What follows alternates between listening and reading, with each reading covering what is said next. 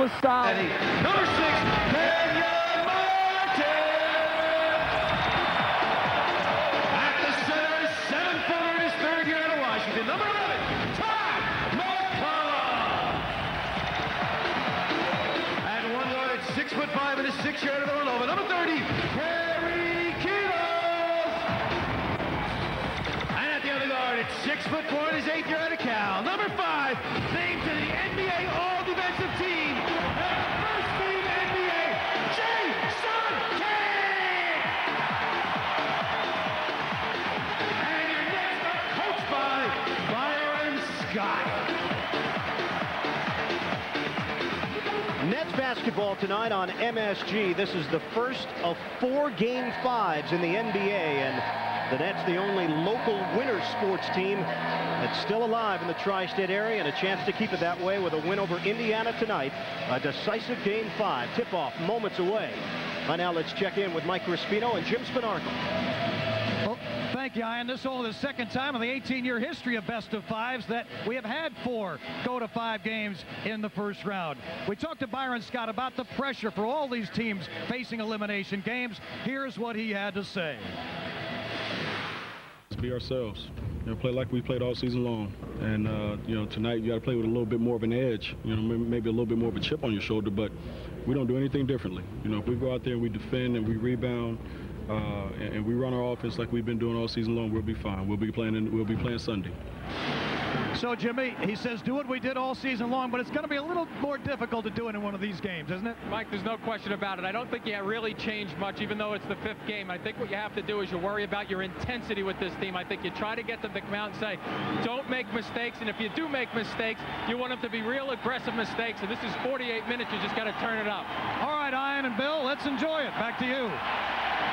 Mike and Jimmy, thank you. The winner here will meet the Charlotte Hornets in the conference semifinals. The Hornets advancing on after the 4-game series win over the Orlando Magic. Pacers were announced to a chorus of boos here at the Meadowlands. The Nets came out, a thunderous reaction. Nets in their home white, Indiana wearing the road blue. Van Horn to jump it up with O'Neal, and a redo. Appropriately here. Troy Crawford ready to go. We're going to fix the clock at the other end. Bob Delaney points out.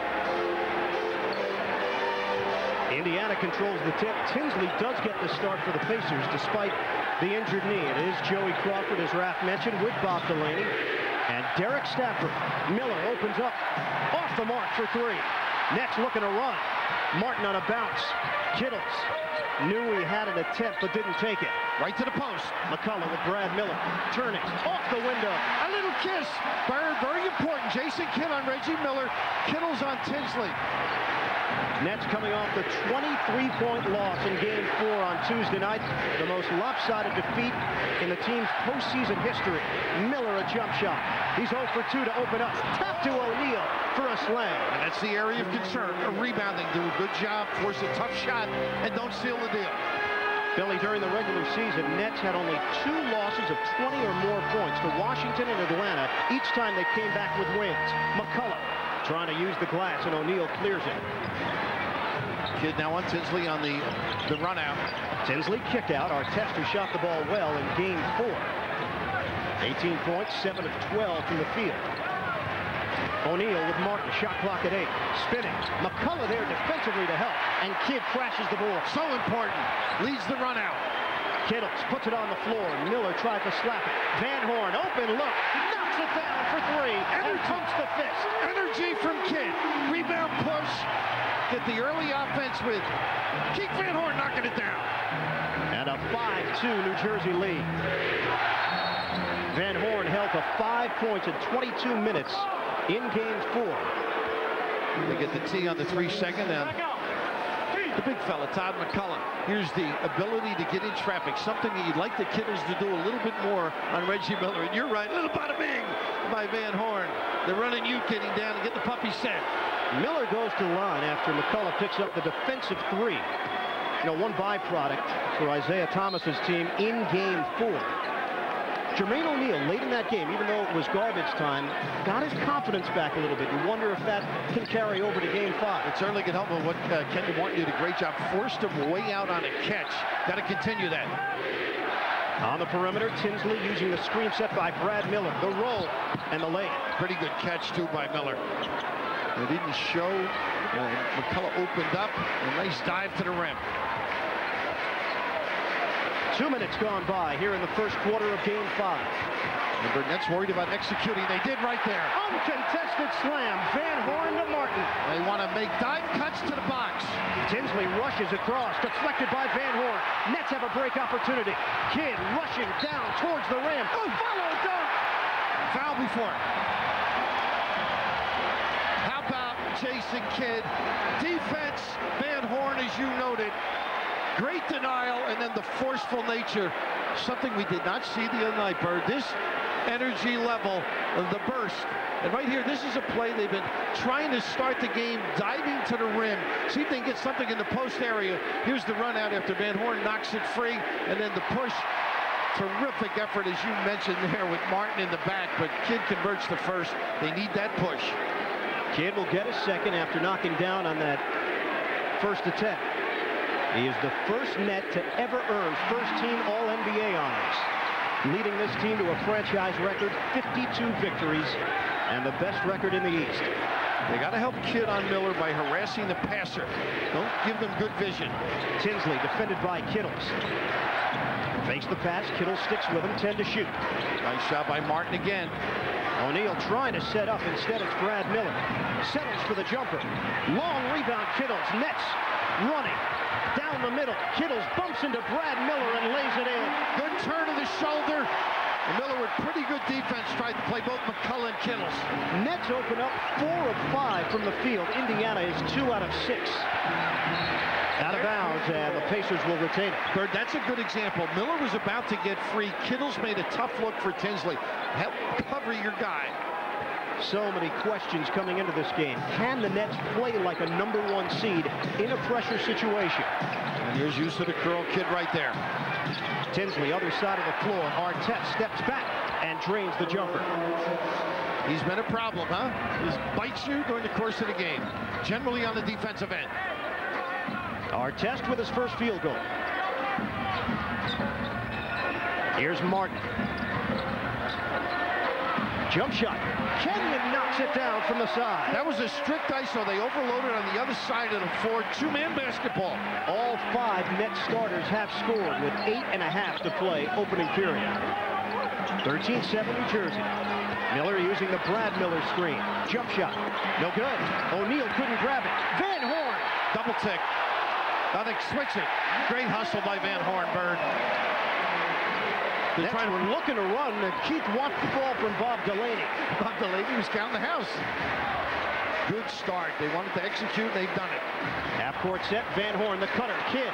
Behind his back to save it for Martin. 10 to shoot. Here's Kittles, catch and shoot. How about the patience right now? Kmart just waited, got everything organized, and then the little pass. A 10-2 New Jersey run. And they lead it 15-7. You notice where Kidd forced Miller to catch it half court. O'Neal back outside, Artest. Martin sticks with him. Van Horn with O'Neal. 7 on the time. They got the hands. And it will be Van Horn picking it up. The first foul called on New Jersey comes at the 7:43 mark here in the first quarter. And for a little nickel dimer on the switches, Byron's got to be satisfied the way they have started. They were out of sync the other night, so far have been solid. Reggie Miller playing in his 8th career playoff deciding game, either a Game 5 or a Game 7. Brad Miller lost it. Tinsley, shot clock's winding down. He stepped on the baseline, out of bounds, and a turnover. As a point guard, you got to know the floor. Get it out of that baseline area. Good help for the Nets. New Jersey with a chance to take a double-digit lead. Little stagger screen for Kittles. Kittles working hard to get the ball. Leaning jump shot, short. Follows his own shot. No foul call on Miller. Kittles left-handed shovel. Tap in McCullough. Off the rim. Tinsley looking for a lane. Gets around Kittles. Wild attempt. Kittles up the floor for Kidd. Nets really pushing tempo here in the first. Kittles lines it up. Can't get it for 3. And rebounded by Tinsley. Leak out. Reggie Miller. Kittles is there. And a two-handed finish on the other side. Reggie is barking about no whistle. Reggie's in the game already. And they'll hear it from the crowd. That's a tough break for Nets. Attacked the glass and paid for it. Van Horn battling for position. Artest flopped a bit. Van Horn jump shot off the rim. And McCullough is fouled on the floor. Boy, he's really done a nice job using the upper frame and the belly bump just to get people underneath. And that time got his hand trapped. Right here, they've gotten real good looks. Here's the discard by Van Horn. I think he was shocked that he was that free. You see the right arm caught in there. Brad Miller detected. Second team foul. Here's Kidd, stop and go. All the way in, layup, no good, but a foul called. Jason thought he had a chance for three. And that's what scouting sometimes will hurt you because you expect to turn the corner, hit the shoot, the jump shot. A nice read, and the ability to screen and get people free. Now right here, he has been shooting that jump shot going right, but here a little hesitation, the blow by and a chance to get two from the free throw line. Converts on the first. And the Nets with a 16-9 lead. Byron Scott is no stranger to decisive games. But all of that coming as a player in this league with the Los Angeles Lakers or the Pacers. You know, his first time getting a taste as a head coach. You know who we forgot? Tim Walsh has been in 15 to 20 of these. Is that right? Game situations. Talking to him. Of course, he can't shoot it anymore. The trainer of the Nets. Nets lead by 8. Here's Artest, defended by Van Horn. Brad Miller is battling for position. Artest a little bit out of control. Feeds it. Reggie fading away. And Miller rebounds it weak side. That's Brad Miller, the center. Good job on that weak side, holding them off. Here comes Miller again. Reggie Miller opens up 1 of 5. Backs up. He'll keep firing. McCullough. Rebounded by Kidd.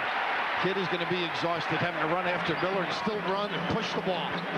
Nets were outscored 24-16 off the fast break in the last game. Different mentality here. Kidd breaks down the Indiana defense. Great strength and speed to blow by Miller and use the left under the rim. Timeout, Isaiah, and the Pacers. Nets take a 10-point lead. 5:35 to go. First quarter, it's game 5. The Nets and Pacers. Jason Kidd and the Nets ready to play. Nets here in the first quarter, a 10-point lead. Meanwhile, a slow start for the Pacers and Reggie Miller. You can see them making a concerted effort to get Reggie the ball here early in the game. Already he has 6 field goal attempts, but right now he just can't seem to get the thing to drop, and he's getting good open looks. He's working hard, coming off screens. They're setting good screens, understanding that the Nets will be onto him, attached to him, not trying to let him get a clean look. If he gets those same shots, expect him to knock it down. And Jamal Tinsley's out. They've gone to the big backcourt with Ron Mercer. Tinsley only playing 6.5 minutes to start. Miller. McCullough gets a hand up. Miller still puts it in. Brad Miller can make that shot on a regular basis. He likes to shoot the top of the circle jumper. He likes to shoot the baseline jumper from 16 to 18 feet.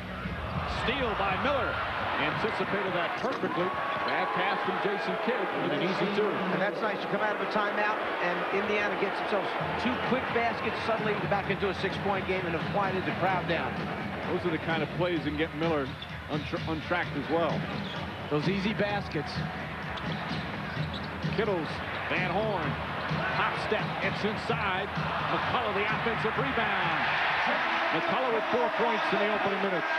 Reminds me a little bit of last night, seeing Mutombo's hands up there all the time, just a little bit bigger than everybody else around the basket, coming up with some easy scores. There we see McCullough come up with one because of size, basically. O'Neal. Marcus played it so well. Was across the lane. The reason he took a couple of steps is because he got bumped. The foul will go against Kenyon Martin. That's his first, and the Pacers will take it out of bounds. Second team foul.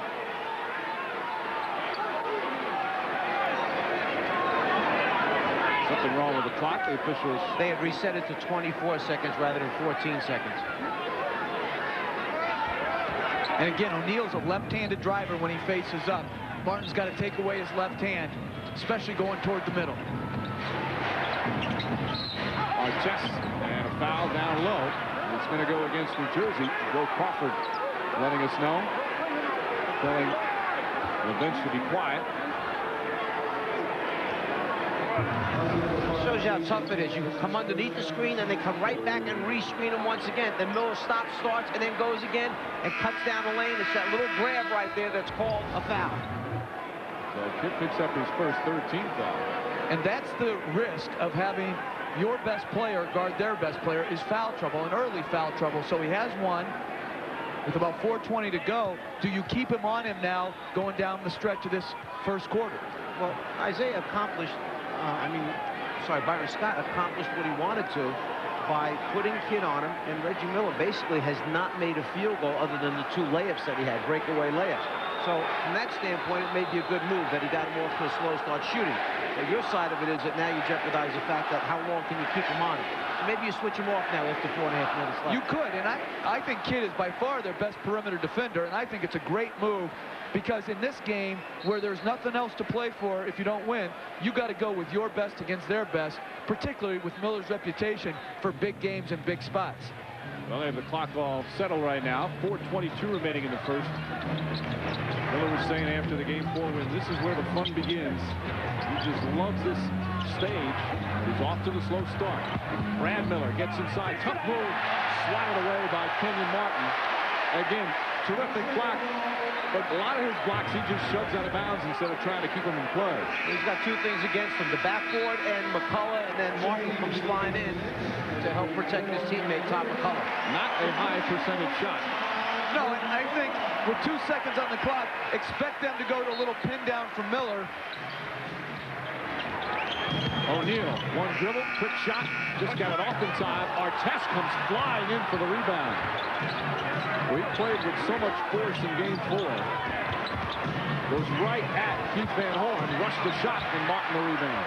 So many times Artest gets to the rim and doesn't finish shots off that he's got to finish. He made a terrific move that time and drop step to get there, then can't finish it. Aaron Williams with a pretty save. Van Horn for 3. And after the quick start shooting, the Nets have cooled off. They still lead by 8, 3.5 to play in the first. It has not been a high-scoring series as Artest throws it away. No team has scored 100 points. Nets scored in the 90s once, Pacers in the 90s once, they've each been in the 70s once. Kevin Ollie is going to check in for Isaiah Thomas. Richard Jefferson also in for the Nets. Ollie's going to have to wait. Both teams are excellent defensively, and they don't get the credit they deserve at that end of the floor. Jefferson right off the bench, fires away and misses the jumper, and here comes Ron Mercer.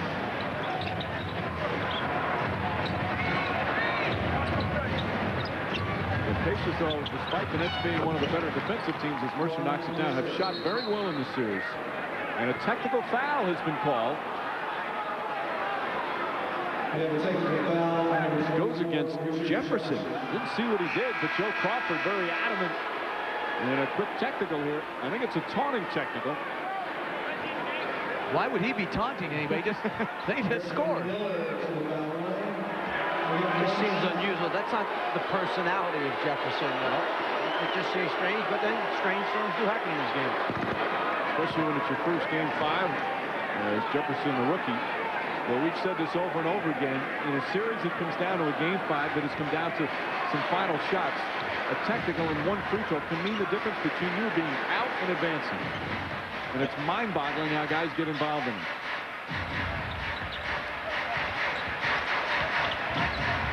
Kidd. Dangerous pass, but Martin gets it inside, flips up the shot, Artest the rebound. That's where Miller's dangerous in transition. Wide open three-pointer for Reggie Miller. And just like that, it's a 2-point game on a 10-2 run. You've got to pick him up in transition above the three-point line. You can't run back to the paint first. It was nice to see Kevin Ollie because he was dribbling the ball right down in front of us, yet you knew that he knew that Miller was filling the left lane for the three-point attempt.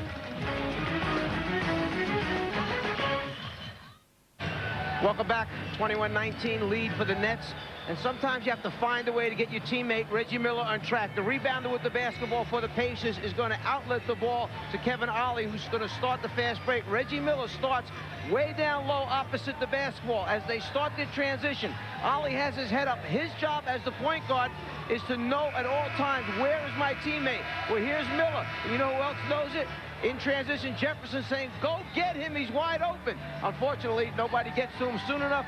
Reggie Miller loves nothing more than pulling up in transition, getting a wide open three. Now he's shooting 3 for 8 from the floor, and the concern is, does he have it going right now? Absolutely, and I think what Jefferson should have done is forgotten Artest, who was trailing the play, get to the dangerous shooter, make the play go back to Artest. Well, how many times have you heard during a game, hey, go get him. Go get him yourself if you know he's wide open. The old point defense.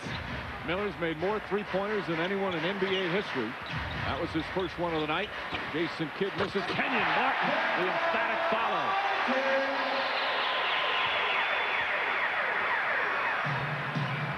That's the danger. Ron Artest is guarding Kenyon Martin right now when they're playing a small 4-man. So when the ball's up on the board, he's overmatched in the offensive rebounding department. Artest, though, answers back with a three-pointer. He has the strength to deal with him, but not the size in terms of length. But knocks down that one, and it's a 1-point game. Under 2 minutes to go here in the first. Nets jumped out to a 10-point lead. Aaron Williams.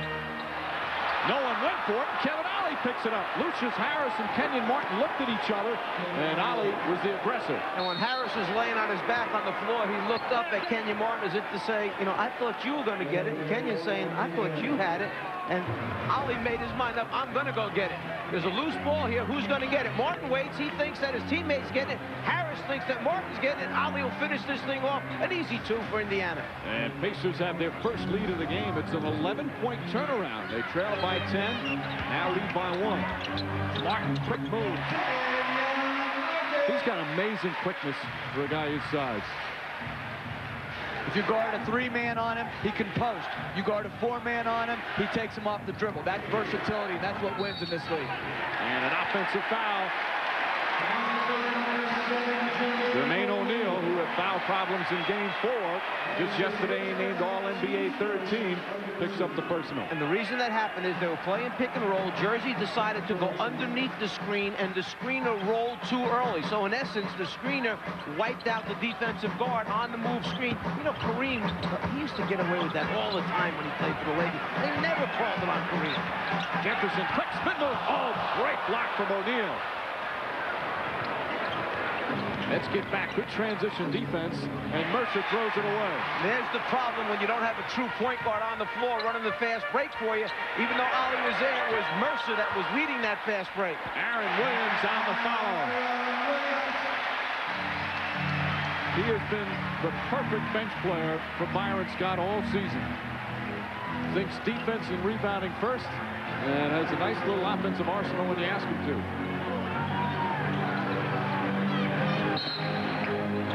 Another whistle. A lot of them here in the early going. Wrap that arm around Reggie Miller when he starts moving without the basketball, and you're going to get called for a foul. You cannot give him a choice. He gives him a choice of going left or right. Here's the arm wrapped around. That's where the hold is called. Shouldn't have been behind him. He should have been on the side of him, pushing him out one way.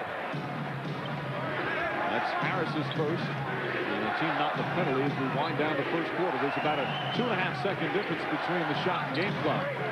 Miller trying to get free, bouncing into bodies. Mercer comes up. Mercer fires a 2-pointer. Kidd, the rebound. It'll count if it goes. Terrific effort. But it falls short. And that will end the first quarter. Kenyon Martin and the Nets came out with a real force. Jumped out to a 10-point lead as the Nets shot extremely well from the field. But the Pacers bounced back. Reggie Miller with 9 points in the opening period. 3-point Nets lead, 1 quarter complete with game 5.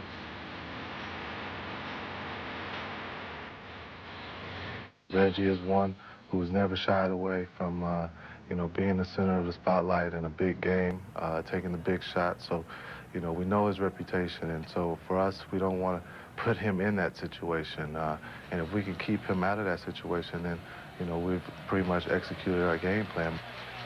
Well, Jeff, when you had big games coming up against the Pacers, and obviously you had to pay special attention to Miller, what were some of the things that you made your guards aware of that we're going to play against him that night? 1, the flop. We wanted to keep him off the free throw line. 2, pick him up above the 3. No transition threes. And 3, don't try to play him physically. Try to play him with quick feet. Keep him off the baseline. He's already done some of those things against the Nets as Martin forces up the shot and draws the foul on Austin Crozier. Anthony Johnson has come in for New Jersey, and Martin will shoot 2. Crozier with his first foul. I think what's important right here is 2 things. First, Kidd's out. Can New Jersey hold the lead and even maybe build on it? And secondly, Isaiah Thomas said before the game that the Crozier-Martin matchup wasn't one defensively that favors Crozier. He's got to at least be able to hold his own at the defensive end so he can earn his minutes down at the offensive end. Crozier had that terrific game, of course, in Game 4. Came out of nowhere, didn't play in Game 3 at all, not a single minute. And then exploded in Game 4, 18 points off the bench. Martin misses the second.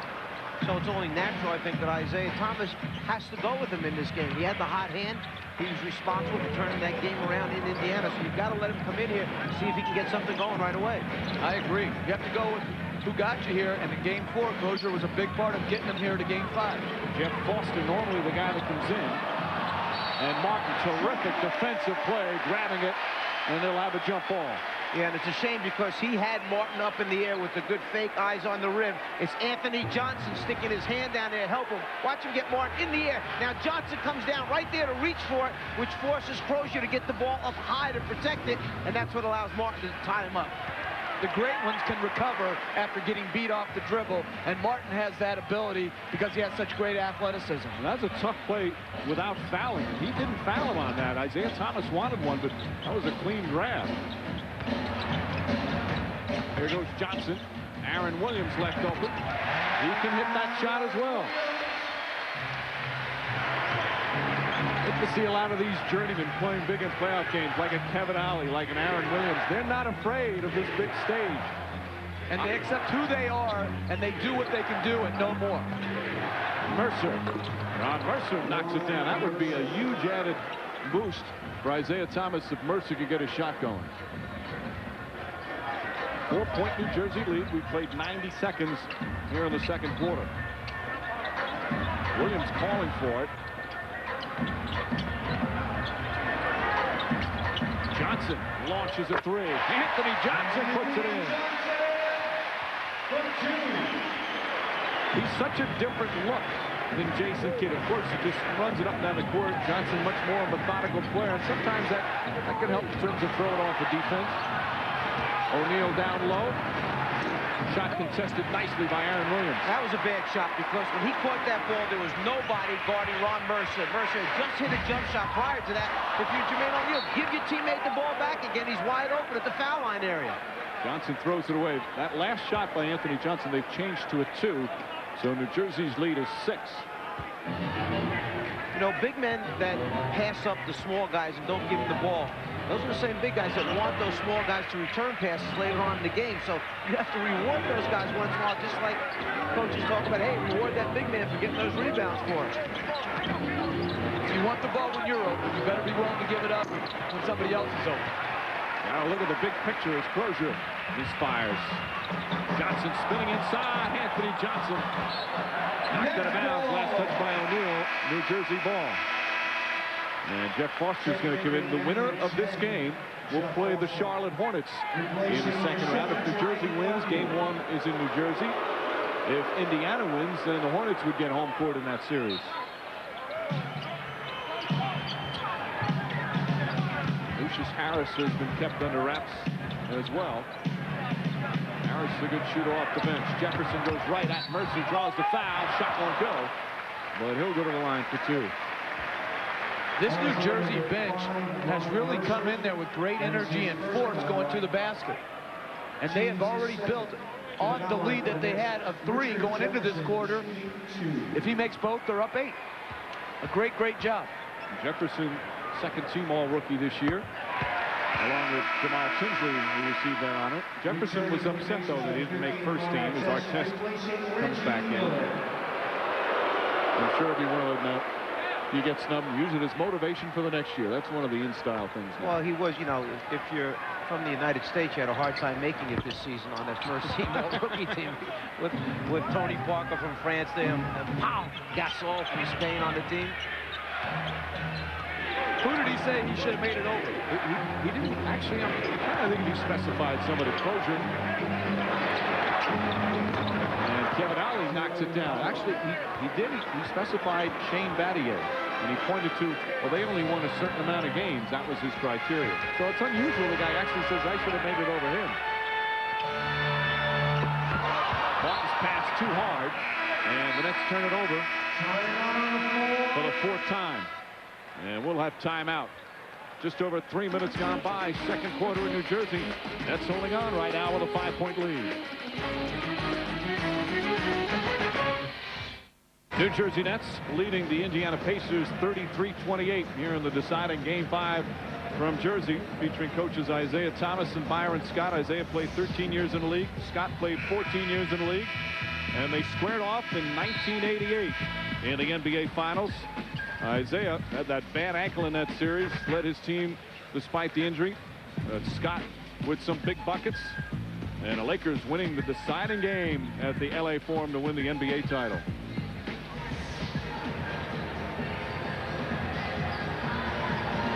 Both having plenty of success as players and have had nice success as coaches as well.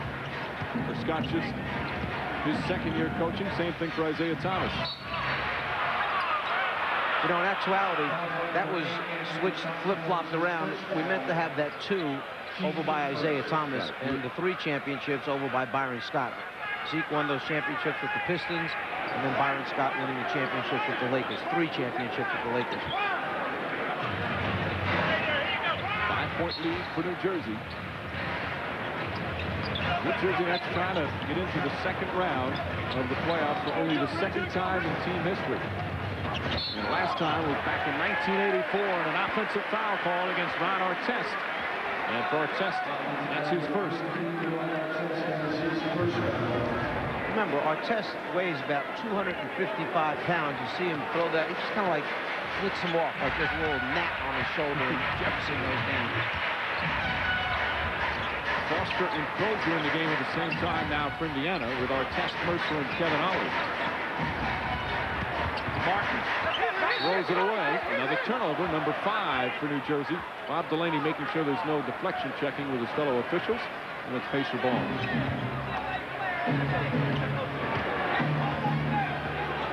Again, Jeff Foster's got to realize Martin's a left-hand driver. Personnel tendencies are so critical in these games. You've got to take away what players do best. That's what studying tape and looking at the scouting reports does. Martin deflects it out of bounds. 7 seconds left on the shot clock. So after that quick pace, game's kind of slowed down a little bit, and the intensity on the defense picking up. Austin Crozier only 1 field goal attempt so far since he's entered the game.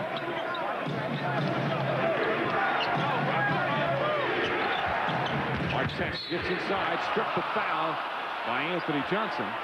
Johnson picks up his second, and the Nets with their second team foul. They've matched up Kenyon Martin against Crozier, probably in response to him having such a good game 4. I think that's an excellent move. Make sure you don't let him out of the box early. Yeah, because after O'Neal had that huge first game in game number 1 for Indiana, they took Kenyon Martin and put him on Jermaine O'Neal, and then Jermaine had 2 very, very subpar games for him. Well, obviously he's their stopper against front court defense. Ollie puts it in. Kevin Ollie, who last year didn't play big minutes for the Sixers in their playoff run, but he played important minutes. That experience in helping him here in this first round. When he came into this league, he could not make that jump shot on a consistent basis, so it's good to see someone who put so much time in it rewarded with some success. How about the shot from Lucius Harris? When Lucius Harris came in the league, he couldn't make that shot. He can shoot from outside as Mercer comes off the screen. Good open look. And Ron Mercer knocks down another. Mercer now 3 of 4 from the field. Yeah, he looks like he's got his stroke going tonight, so maybe you run a couple more things for him, see if you can get him a couple more baskets coming off screens. Mercer, remember, he averaged almost 20 points a game, granted for the Bulls last year, but he can score. And Harris puts it in. inside and outside from Lucius Harris. Nets by 5. Harris had some big games during the course of the season for the New Jersey Nets, and he's a guy that you don't want to let him get it going because he will string him out from outside. Mercer's got it going. Mercer, like Miller, moves along the baseline extremely well and creates space and open area so that he can get his catch-and-shoot jump shot off. 8 points for Ron Mercer. Anthony Johnson. And Kevin Ollie looks to push. Nets to play some good transition defense.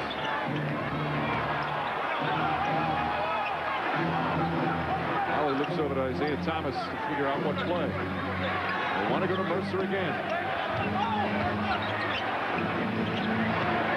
Ollie. That's a 2.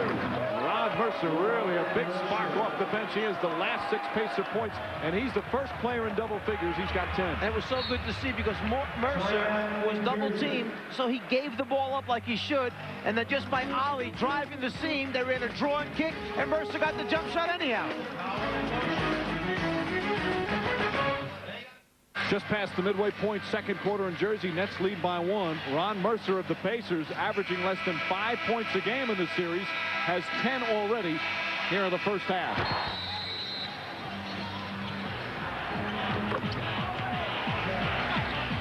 Mercer shows that he can turn and come off those screens, just like you mentioned, a la Reggie Miller. Quick release when he comes and gets that turn-in look at the basket. Mercer acquired in that trade that saw Jalen Rose and Travis Fesco. He's bounced around when he was drafted number 6 overall by Boston back in '97. Reunited with Rick Pitino, had high hopes. Played his first couple of years with the Celtics, but he's since been with Denver, Orlando, Chicago, and Indiana. 5 teams in 6 years, and trying to find the right fit for him. Jason Kidd back in the game. Nets did a good job while Kidd was out on the bench, Jeff. Van Horn with an aggressive move. See, that's a tough matchup for Crozier. He bit on the shot fake. Van Horn took it right, which is his strength, and he's got good athleticism, better than most people think. Finished it with a dunk. Van Horn came out early, aggressive, and remains that way as he's come back in the game. Mercer gets Harris to fall down. Mercer getting involved with a fan in the corner as he trots down 12 points. The Pacers have made their last 6 shots. Mercer has their last 8 points. Well, that time we saw him create a shot for himself. He didn't use somebody else's screen. That time he used a little dribble to get away from his defender. That shot won't count. Crozier the foul. Crozier continues to have a little difficulty with Van Horn. That's his second personal. McCullough and Kittle's back in. We see a little switch right now. It looks like Crozier is not going to be playing Van Horn. Foster might move over and take him. And Crozier will be taking a seat. That's what he'll be taking. There wasn't a good matchup on the floor for him.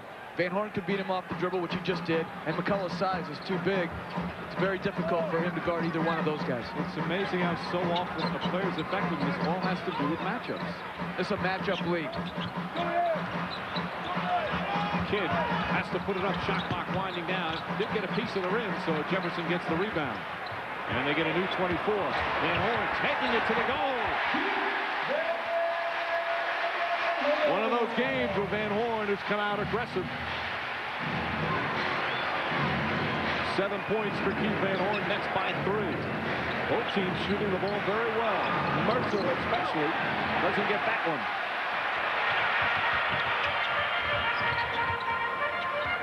Just under 4.5 to play in the second. Series tied at 2 games apiece. And number 8 seed, the Pacers, trying to knock off the top seeded Nets. Van Horn, the three. You better get on him because he gets it going. Right now you can see he's in a groove. He dunks it righty, he lays it up lefty, then he gets to the top of the three-point line and hits one. Keith Van Horn has the last 7 Nets points, and New Jersey getting a standing ovation. We saw him drive right and dunk. Now he fakes it and goes left, floats it over the top for the finish. Keith Van Horn. Leading by 6. Keith Van Horn, we said how Byron Scott has yet to unlock the key to his consistency, but what he's told Van Horn is just be consistent with your effort. You don't need to score 20 a night. You see Van Horn is 4 for 7 from the floor. There's still 4 minutes remaining here before halftime, and he has 7 field goal attempts. He's averaging 12 shots per game in the first 4 playoff games. So you can see when he's got it going good, they found him getting the ball to him. He'll have another shot or 2 before this half is over. And a whistle away from the ball will go against Kerry Kittles. Kittles trying to slow down Ron Mercer. First foul on Kittles and the 3rd team foul.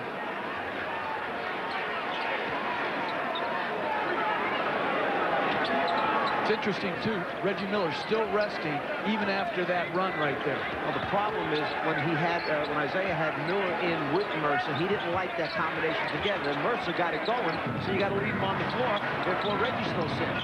I had to throw it up as the shot clock was winding down. Miller's been out now for almost 6 minutes.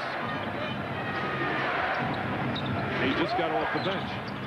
Artest, that's a 2. Ron Artest knocks it down. Artest, of course, grew up in the New York area, wanted to be drafted desperately by the Knicks, said he was so disappointed it affected him during his whole first season with Chicago.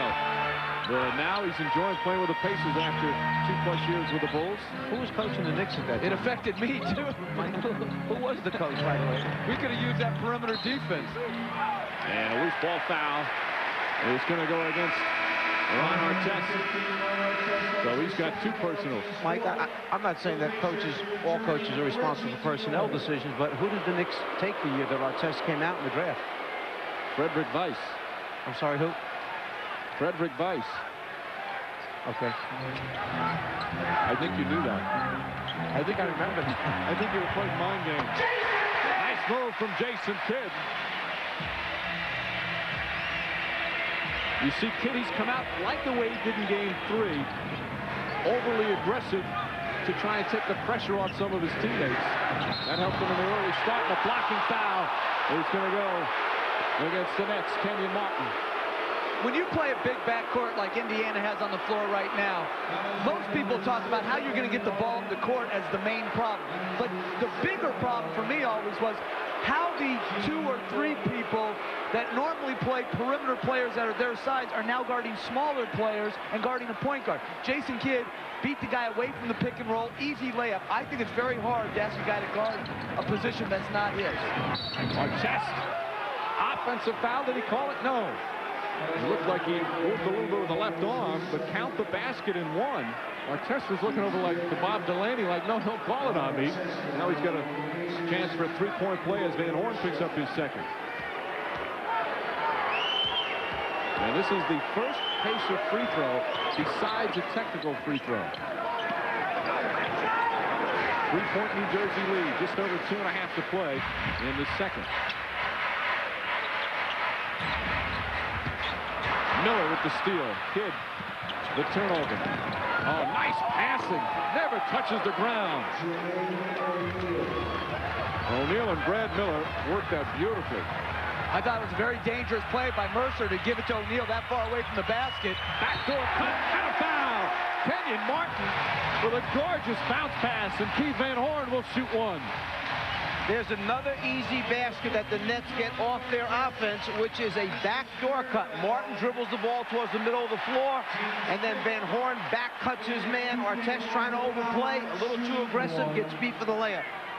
Artest is one of the league leaders in steals, and he's always lunging and leaning into the passing lane. That was a great counter by Van Horn to cut backdoor, and a good read by the passer. And that's one of the things that Byron Scott said that we have to do today is get some of the pressure off their denials by running backdoor cuts. Van Horn averaging 11.5 per game in the series, has 12 in the first half. Nice feed from Artest, and O'Neal found the spot. 1-point game with 2 minutes to play here in the second quarter. It's going to be very interesting to see which team gets into a lockdown mode and starts playing playoff-type defense. This is a very high-scoring, deciding game. McCollum lost it. And Brad Miller's come up with a couple of steals, and then a foul, a reaching foul call on Todd McCullough, and the Nets are in the penalty. Bad foul by McCullough. It's his first, but 15 foul. Yeah, I want to talk 1 second about a problem that Isaiah Thomas is going to have next season, and that's the return of Al Harrington, who's not playing here right now. There's Harrington, who's sitting out for the ACL on his knee midway during the season. This guy plays 3 different, maybe 4 different positions on the floor. Point guard, 2, 3, sometimes power forwards. He's a terrific defender. He just kept getting better and better. And the interesting thing Isaiah told us is the team started to take on his personality, because even as a youngster, he's one of the leaders on this team. The other guys respect him. He's not afraid to talk to him. They listen to him. Plays with great enthusiasm and great energy every night out. And he's only 22 years old. Pacers back up by 1. Look at the shooting numbers here in the second. Pacers 11 of 15 from the field. And you see the Nets 9 of 13. Martin, tough shot and one. I was just going to ask you, is it just guys are making tough shots, or is the defense not up to par? Well, I think that was a tough shot. I think that was a terrific drive. Right, I thought O'Neal moved his feet well, contested the shot, didn't really see the contact there that would warrant a foul, but that's a heck of a shot by Kenyon Martin. Almost like O'Neal stopped 1/2 step short of completing his defensive slide. It was just enough for Martin to get a look. Kenyon Martin and Keith Van Horn, the starting forwards for the Nets, had 18 points combined in Game 4. They have in the first half 22 already combined. A huge difference in the front line for New Jersey. And chance of defense, and that's been the key to the Nets' success. O'Neal goes at Kenyon Martin. That time he got it deep in the post.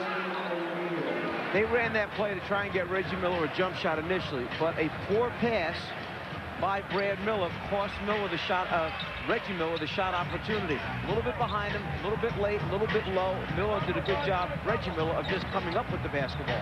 Kittles with a tough shot. McCullough tries to keep it alive, but Jermaine O'Neal comes away. Final minute here in the first half.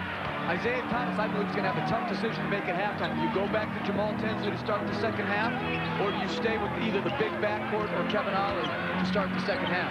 Tinsley's been ineffective since he's had the knee injury. O'Neal, Martin got it on the way up. Good second effort from O'Neal, but he doesn't get a bucket. And Kidd with 3 turnovers here in the first half. Shot clock, knowing how much time is left before halftime. You're in a tie game. Why not get the last possession, go in at halftime either with a tie or a lead if you make a shot? Absolutely. They had a semi-break, but I would still like to rather have it in a one-shot scenario. I want to remind you, coming up at halftime, it's the AT&T Halftime Report with Ernie, Kenny, Charles, and one of my all-time favorites, Walt Clyde Frazier, in the studio in Atlanta. He's an Atlanta guy, Atlanta native.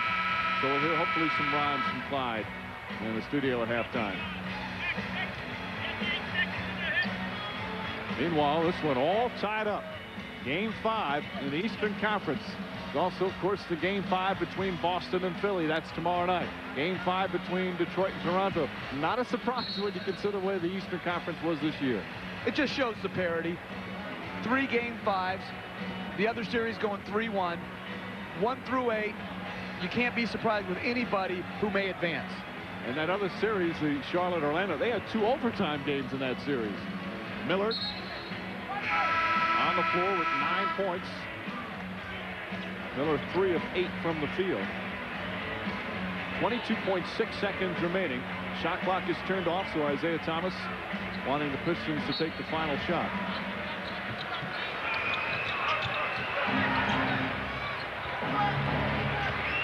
Kevin Ollie continues to get big minutes.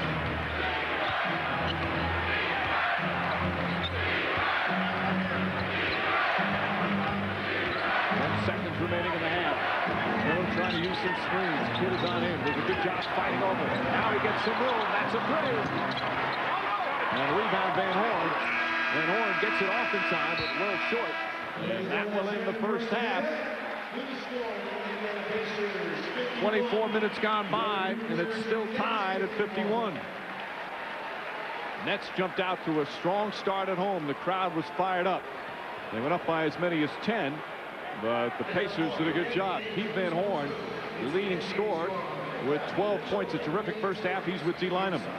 Thanks, Mike. Keep things so drastically different for you tonight than Game 4. How did it start, and how can you continue? Well, I just tried to be more aggressive, not allowing them to deny me the ball and front me in the post. You know, I think that I relied too much last game on getting the high-low passes when they fronted me, and they really took that away last game, and I wasn't going to allow that to happen tonight. You were here at 4:30 this afternoon shooting jumpers early. Has that made a difference for you? Well, I always get hurt early, so hopefully it'll pay off tonight. All right, thanks, Keith. Good luck. Mike? D, 9 of his 12 points coming in that second quarter, and a big scoring first half as we're tied at 51. Game 5, the winner plays Charlotte, and the loser, of course, their season's done. Let's head to Atlanta now and go to Ernie Johnson. Ernie. Those other guys are producing for him. Well, that the bench has been the story, Jeff Van Gundy, for Indiana in games 4 and 5. Absolutely. Mike hit it on the head. Mercer, 12 points. Kevin Ollie, 6 points, 6 assists, no turnovers in 12 minutes. Outstanding performances from the bench. As you take a look at our Amex leaderboard, the halftime stats, Mercer is starting the third quarter. No Jamal Tinsley. Again, his knee has been bothering him. He's been ineffective. Only played 6 minutes. Played only 10 in game 4. Meanwhile, a big story for the New Jersey Nets. The front line of Keith Van Horn and Kenyon Martin, each with 12 points in the opening 2 quarters. Van Horn was very aggressive. Martin spinning against O'Neal. That jump hook, he loves that shot.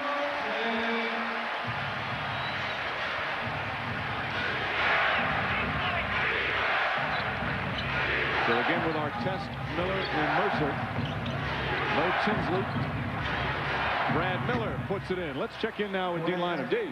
Well, you pointed out that Isaiah is going with Ron Mercer to start this second half, just like he went with the guy who was doing the job in the last game, and that was Kevin Ollie. He said if there's one area that will determine our fate here in the second half, it is the rebounding.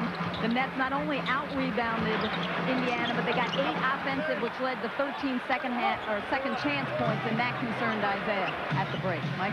But Isaiah's got to be happy right now with the score tied at 53. They took the opening hit when the Nets came out and up by 10. And this young Pacer team, of course, with the exception of Miller, have had a lot of poise on the road. Artest way outside. And Kidd tips it. You know, Byron Scott said Ron Artest is a real disruptive force. Sometimes he's a disruptive force on the Pacers on the offensive end.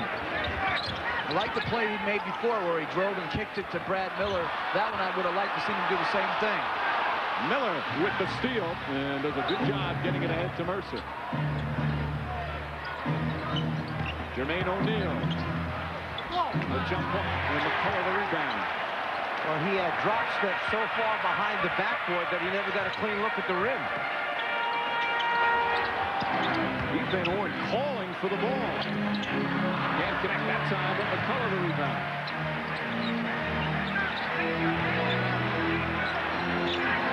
Martin, single coverage with O'Neal. O'Neal a good shot blocker, but Martin gets the roll. Puts his hands up, think he wanted a foul. Joe Crawford yelling at him, put your hands down. Joe's not one to get involved with in a game like this. Or any game for that matter.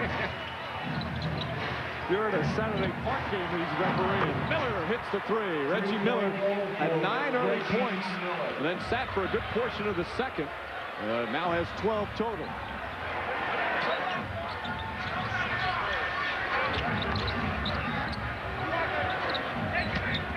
Martin again. O'Neal does not go for the fake. Rush the shot, and Brad Miller the rebound. That's not the guy that you normally see in an isolation situation out of the Nets offense. They get a lot of their stuff through movement, through passing, through cutting. That time we just saw basically step out one-on-one Martin going against O'Neal. Miller gets it to O'Neal. McCullough comes to help. And Jermaine O'Neal gets the roll. By starting with the big backcourt, it's forced Kidd to play Mercer. Kittles is now back on Miller. Those are the matchup that New Jersey wanted to avoid to start the game. Van Horn gets it inside, and he draws the foul. Indiana right now has their largest lead of the game. The Nets have been in front much of the way by as many as 10, but right now Pacers by 3, Van Horn to shoot 2.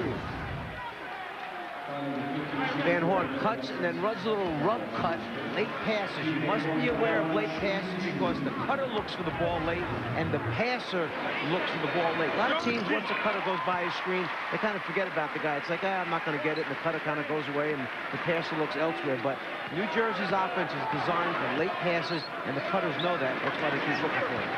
And I love how Van Horn is going towards the basket to start the second half. Get himself to the free throw line, get him some easy baskets. It then opens up his three-point game. We did the same thing in the first half. Again, much more aggressive, not settling for jumpers. Fans wanted a foul on Artest. Miller deflected by Kittles. Brad Miller just a little bit late with the pass. Remember before I said it was Brad Miller that threw a sloppy pass to Reggie Miller. That time, Reggie Miller back cut was open for a split second, but the pass just came too late, then the deflection. Artest to inbound with 9 on the shot clock. Aces have shot the ball extremely well for the second straight game. Miller puts it in. And Indiana now shooting 56% from the field. Nets have the 6th best opponent's field goal percentage in the NBA as Artest is called for the reach-in foul. And for Ron Artest, that will be number 4. Van Horn is an excellent low post player. I love to see him get in there early and establish himself. And as he said, he's not allowing Artest to get in front as easy. That led to the 4th foul. Foster comes in and Artest will sit. Artest has had another solid game. 10 points and 5 rebounds. Also a couple of assists.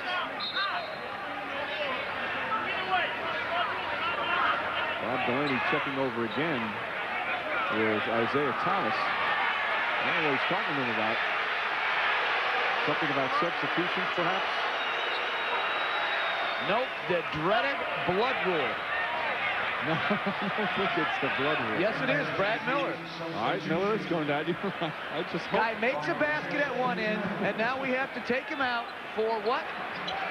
The dreaded blood rule, infectious control. You know, you have so many of these things that really concern you and bother you. Well, you know what? I don't like it that Ron Artest has to stay in the game and risk a 5th foul. It does penalize the team, really, for something that's not their fault in most cases.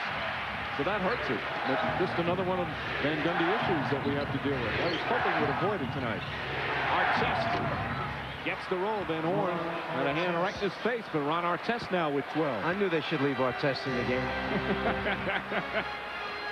Pacers have 5 players in double figures. Van Horn stripped, gets it back, stripped again. Foster dives to get it. And a bad pass from O'Neal. Here's sloppy play. Van Horn spots up for 3.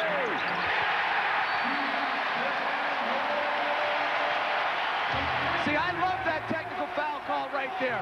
They came up, and this is happening more and more in the NBA, where someone on the bench fakes at the shooter in front of their bench. I'm so glad to see someone finally get a technical foul on that. Bob Delaney doing it. Watch Van Horn, and right behind him, you'll see Tinsley jump up and clap his hands to try and distract him. Bob Delaney called a technical foul. You saw it happen at the end of the game when the Lakers wound up knocking Portland out. 2 players jumped up at the three-point shooter, Robert Horry, trying to distract him, but three-point shot was enough for the Lakers to answer with. Delaney spotted it. Sometimes the official watching the play doesn't see it, but he went right at Tinsley and called the technical foul. Now Artest will finally sit down. See, Tinsley looks a little embarrassed. But it's the same type thing. We've got a 1-point game. A 1-point technical free throw can mean the difference between second round or going home. And this is a very unusual lineup for the Pacers. I bet this unit has never been on the floor together. 2 guards, Mercer and Miller, and 3 bigs. Foster, Brad Miller, and Jermaine O'Neal. Mercer had a big first half. Miller, he didn't leave his pivot foot. McCullough with the block shot. No, they call a foul. But Miller held on to his pivot foot. Might have been the tippy toes, but he was still down on the ground. Because of what you said, Jeff, the unusual lineup, you had Brad Miller and Foster doing most of the handling, and you'll see now the fake. Does he leave the ground with the pivot foot? That's Jersey's concern. Then the pump fake there and the contact on the shot. But going back to what you said, I don't think McCullough thinks he got him at all with that look. You said they never, meaning Indiana, got into their half-court offense until there was 10 seconds left on the 24-second clock because they just didn't know who was doing what, who's handling, who's cutting, who's passing. They left it up to Brad Miller and Foster to make those decisions. And that's what foul trouble brings you into, is unusual rotations, and I wouldn't be surprised to see Ollie get in here very, very soon. Ollie played 34 minutes in Game 4, which was the most he's played since he's been acquired by Indiana from the Chicago Bulls. But if he brings Ollie in, Coach, then Mercer or Miller have to guard Van Horn. And remember, Isaiah Thomas told us Van Horn's the guy they were most worried about. They couldn't let him get off. And he has played very well, Van Horn. Again, a three-pointer. Keith Van Horn with 22 points. And the Nets by 3. It's scary, almost on cue. You mentioned their name, they step up and produce, Van Gundy. I don't understand this. I have a mea culpa to Keith Van Horn. I'll drive him to the gym early for his 4:30 shooting. Mercer off the mark. And Brad Miller, good hustle, saves it to Foster. Mercer gets inside. You know, Martin should have let that go because I don't think Mercer had a good feel of the ball. That probably would not have gone in, but it hit the backboard first, and that's a goaltend. Mercer with 14 points off the bench. He's the leading scorer for Indiana. Another surprise leading scorer for the second straight game. Martin rushed it. O'Neal the rebound. High game just past the midway point of the third. Game 5. The best of 5 set tied at 2 games apiece. Each team has won 1 on the road in this series. Miller stepped out of bounds. Loaded up for the 3, but he had his foot on the line. Reggie Miller a little upset with Foster because Foster never got out of his way in the original screen down. Miller lost that shot attempt, trying to make it up right there instead of turnover. Tied up, 5.5 to play in the third. New Jersey getting a huge lift from Keith Van Horn.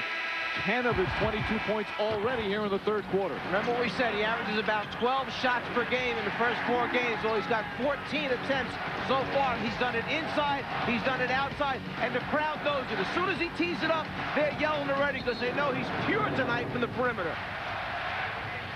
A huge third for Van Horn. He was jabbed a little bit by Byron Scott in April, who talked about how the Nets needed another marquee player besides Jason Kidd or to complement Jason Kidd. Van Horn has always been kind of thought of as that, but Scott has tried to prod to find a way to get the Van Horn to play hard, to play with this kind of aggressiveness every night.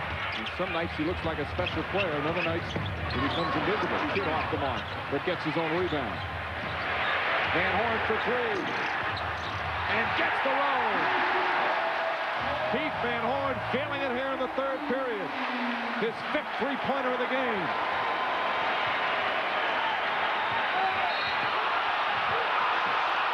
And a foul against Van Horn, who gets hit with a technical foul.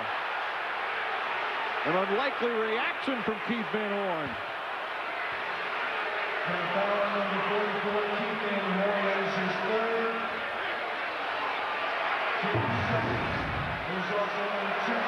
Let's take a look at the foul. Reggie's running that little UCLA or rub cut.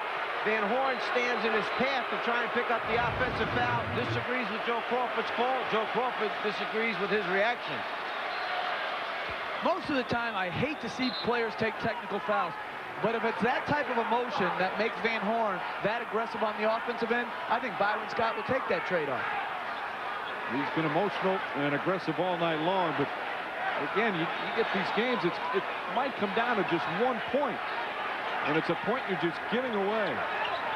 Again, it goes back to understanding who's officiating the game, knowing who the officials are, what you can say, what you can't say, how you can react to certain calls. Shot clock winding down.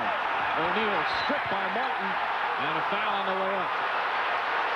And Joe Crawford, and we've talked about this during the playoffs, he's one of the premier officials and has been for many, many years, but he's known as an official who gives a very quick tee. He doesn't listen to a lot before he tees you up. Kenyon Martin tries to reach in and strip O'Neal of the ball. He turns in right there. From Joe Crawford's angle, he thought it was more arm than ball. Martin, his third foul. Jermaine O'Neal, 10 points, 5 rebounds. Great balance in scoring from the Pacers. You have Mercer with 14, Miller with 13, Brad Miller and Ron Artest with 12, and now O'Neal with 11. That's terrific balance.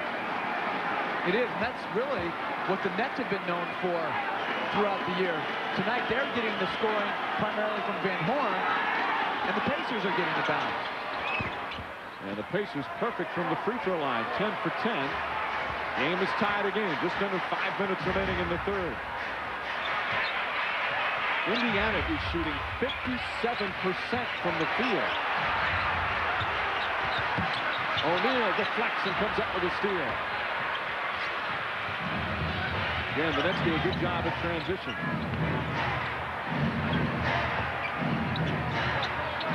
No notion about that three. Brad Miller. And Brad Miller hits another. He's got 14. You know what I love about that play? Brad Miller had the ball in the post on his unpreferred block. He threw it out, stepped out, set a pick and roll, and got it back, and got it more of a shot that plays to his strength. O'Neal has not gone for Martin's face. Jump hook. And a loose ball foul is going to go against Indiana. Jeff Foster complaining. Isaiah Thomas smiling as Foster picks up his first third-team foul.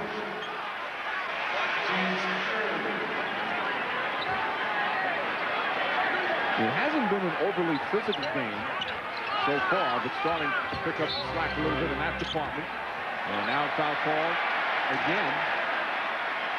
It's against Brad Miller. That's his third and the 14th foul. I was almost tempted to say at the beginning of the second half that the first half kind of moved quickly, moved along. There weren't a lot of stoppages in play. Now all of a sudden we're seeing a lot of whistles here take place. Things are heating up. We have a very close basketball game. I'm not sure if now is the time to suddenly tighten things up so much. Timeout Pacers. 2-point lead for Indiana. Game 5 to decide who moves to the second round.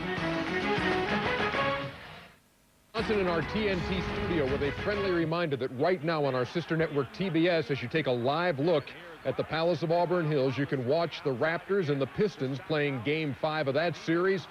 And as you see early on, the Raptors out to a 5-1 lead at Detroit. Whoever wins that game moves on to the conference semifinals. It's on TBS right now. Let's get back to Continental Airlines Arena. Mike Green, Mike Fratello, and Jeff Van Gundy.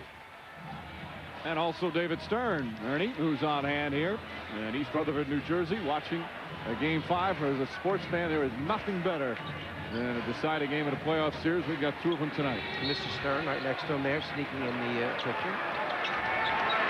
Jason Kidd, second straight game after being dominant the first 3, having a subpar game. Is it something the Pacers are doing differently? As he hits the jumper. I don't know if they're defending him any differently.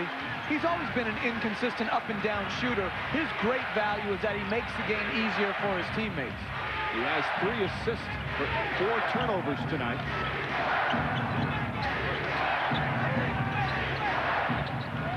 Shot clock winding down.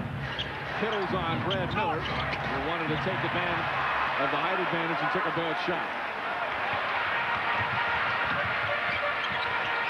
Kidd, good aggressive move inside.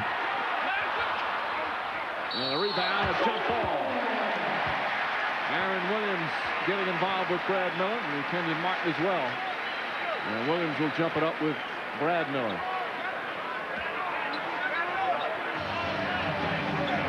Kevin Ollie's going to come into the game. And he might come in for good in the way he's been playing. Played most of the second half in Game 4. No, he's not going to come in. He didn't get to the scorer's table in time, so we'll have to wait for the next whistle.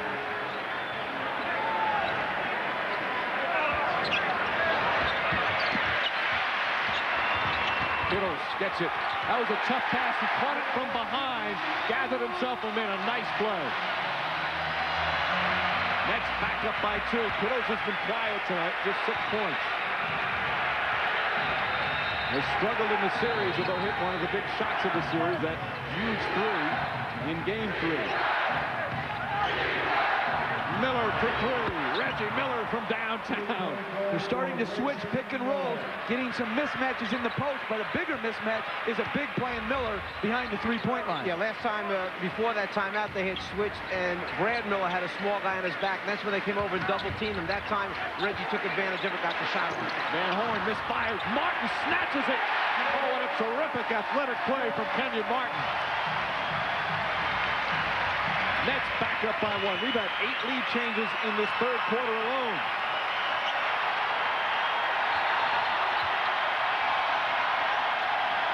Ron Mercer.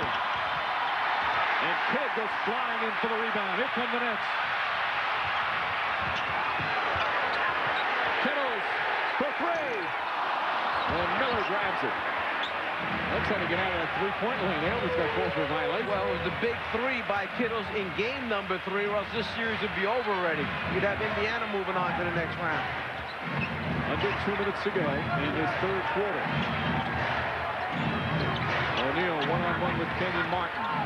O'Neal spinning. Tough shot, and he knocks it down. Almost predetermines what he's going to do, Jermaine O'Neal. He'll get better at that as he matures and gets more playing time and opportunities. But he decides he's going. He pretty much knows what his move is going to be, it seems like. Martin. Again, the jump hook. That is his go-to move. I'm going to say it once more. Left driver, left to right spin. You've got to take away what people do best. Mercer. Nice feed inside to Foster, and a foul call against Keith Van Horn. That's 4 on Van Horn. You have to give Indiana credit because of the hustle play, the attempt at the hustle play in the backcourt by the Nets. Pacers had 5-on-4 advantage. They didn't pull it out and let New Jersey get back on defense. They advanced it at him, took advantage, and now forced against to go to the foul line. Foster just 1 of 5 from the line in the series. Free throws are going to be used in this one. He's only a 55% free throw shooter for his career. But he's always struggled at the line. That one perfect. I want to remind you, NBA playoffs continue tomorrow night on TNT. Game 5 of the Sixers and the Celtics from the Fleet Center in Boston, followed by Game 5 of the Sonics and the Spurs from San Antonio. Coverage beginning at 7 p.m. Eastern. 2 Game 5s tonight, 2 Game 5s tomorrow. It's going to be interesting right here. Isaiah Thomas is now going to match up with the smaller unit of New Jersey because of Van Horn's 4 fouls. Jefferson came in. Now they're going to bring in Bender to match up so they can play small. So Bender comes in for the first time tonight. A minute left here in this third quarter. Jonathan Bender has played sparingly in this series. Foster 1 of 2. Tie game, final minute, third quarter. Deciding game, opening round playoff series. Kittles on the follow. Williams keeps it alive. Both teams battling, and Brad Miller comes away. That's winning the rebounding numbers, 32 to 23.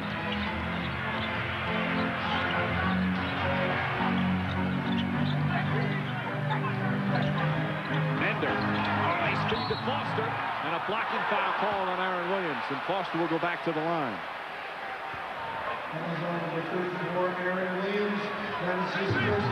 This play originally was supposed to start out for Reggie Miller. Instead, the ball reversal gets it over to Bender's side of the floor, and there we see Aaron Williams coming over a little bit late, the body contact, and now Foster back to the line.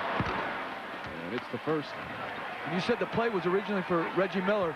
Kittles, that was the best job I've seen him in the last 2 games, defending him off those single-double screening type actions. He got in good position to start, and then he trailed him off extremely hard. Well, Foster, a bad free throw shooter, hits 3 of 4 here in the final minute of the third. And Indiana back up by 2. Shot clock and game clock almost identical. Miller almost got a piece of that. Ollie fighting off. Jason Kidd wants to post up. Can't get him the ball. Good defense from Ollie. Jefferson, nice drive. Final seconds. Miller. Foster at the buzzer. Well short. And that will end the third quarter. Keith Van Horn has come alive for the New Jersey Nets. He struggled much of this series, but a huge third quarter and a playoff career high 25. The entire regular season, 82 games, comes down to 12 minutes. Can the 8 seed upset the 1 seed? Fourth quarter coming up from Jersey after this timeout. As this series tied at 2 and tied after 3 quarters. And as we head to the fourth, let's listen to tonight's Lamisil Inside Tracks. Your best individual defense and our best team defense all year long. That's what it comes down to these last 12 minutes. All right, let's go. Let's go. Last 12 minutes. And tonight's budget rent-a-car fast break.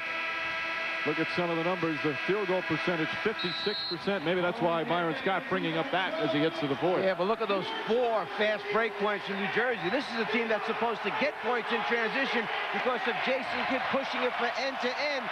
Got to give credit to Indiana. Done a good job in transition defense of shutting him off.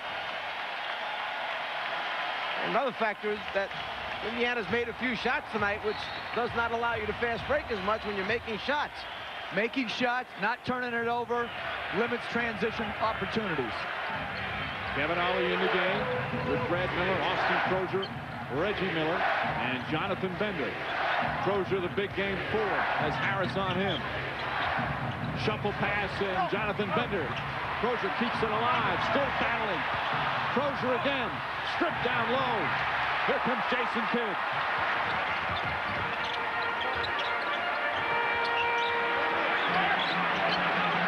Martin, and a foul on Crozier. First team foul, 3rd on Crozier. I think Jonathan Bender's minutes will be very limited in this fourth quarter, and I'm not sure Jason Kidd will take a rest the entire second half. Ron Artest sitting right now with 4 fouls, and Jason Kidd misses the jumper. Miller the rebound. Kidd just 3 of 10 from the field. A couple of shots here for Reggie Miller from Indiana right now. Seems to have a good feel right now for what's going on if he can just get a clean look. He got some looks on the pick and roll. I'm surprised they haven't gone back to that where they got the switch they wanted. Ollie can't connect. Aaron Williams, quick outlet. Aces get back in a hurry. Kidd patient. Aaron Williams and Miller the rebound. Good job of transition defense. Ollie had the ball. The next big man back supported Ollie. Got to get those big guys back against great quick point guards that run those one-man fast breaks against you. Miller off the screen. Line drive way short. Reggie didn't like that shot after he shot it. Here comes Jefferson. The rookie draws the foul. Richard Jefferson will shoot 2 as Jonathan Bender commits the personal, his first. And Jermaine O'Neal comes back in the game. Knowing where your teammates are, advancing the basketball, then let your teammates finish the play off.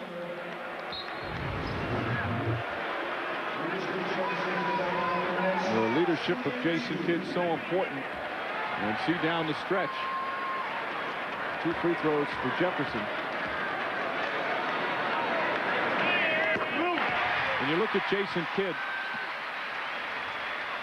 right or wrong, he's going to be judged and critiqued on how far they go. Kind of like Kevin Garnett in Minnesota. Kidd has had 5 playoff series with Phoenix. Only got out of the first round once, and that's because it was against the Spurs who didn't have Tim Duncan. So a lot of people are going to judge him on just how his team does. And it's an important game for him. I'm not one of those. He took a team from 26 to 52 wins with some help. He needs help here tonight to get him out of the first round.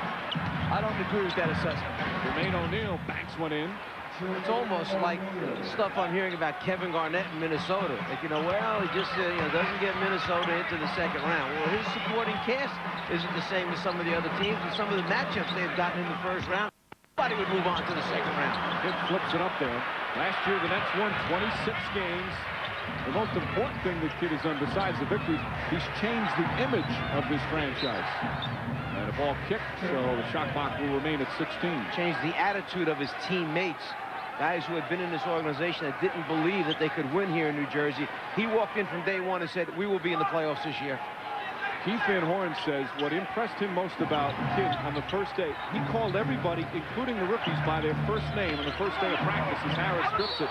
Van Horn said right away, the first second he comes in and he does that, a simple gesture like that, they knew he was the leader.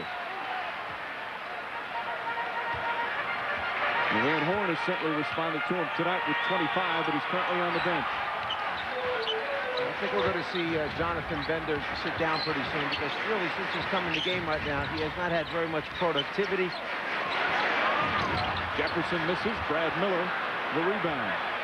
I think we'll see Artest back soon. I think we'll see Mercer. I think we'll see Van Horn. You got to go with your main guys right now.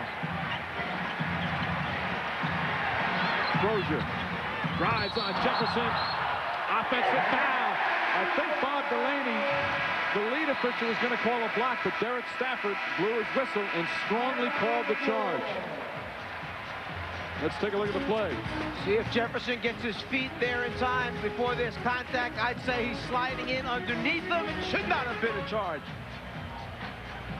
Mike, our partner here, Mr. Van Gundy, since he's been doing the broadcast, he has had so many great observations, so many things that he wants to change in this league. So we've been keeping little notes on this. Let me see some of the things that there should be no flops. All right, we have the no blood rule, replays.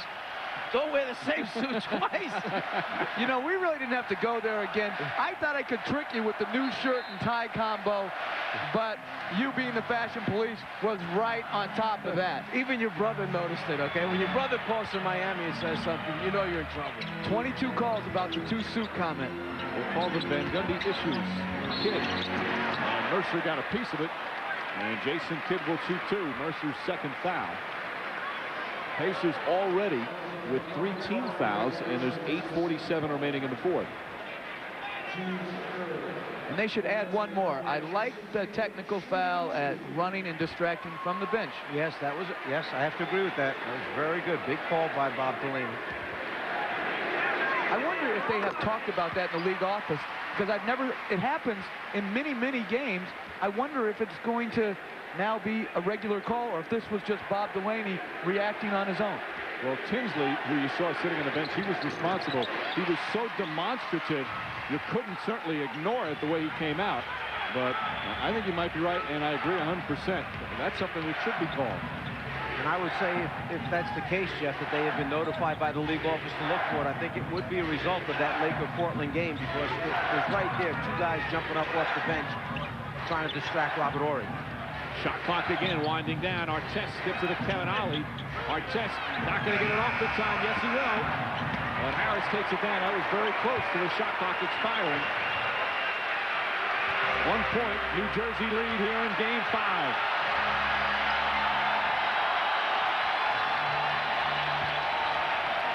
Van Horn has Artest draped all over him.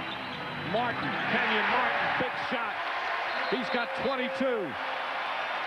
As Artest and Van Horn get tangled up. I love that Bob Delaney didn't do the double foul. It would have been both players, Van Horn and Artest, 5th foul. Understanding the magnitude of the game, Bob Delaney lets it go. O'Neal and a foul on Aaron Williams. It's only the first team foul against the Nets, and the second on Aaron Williams, and Reggie Miller comes in. Ollie will sit down.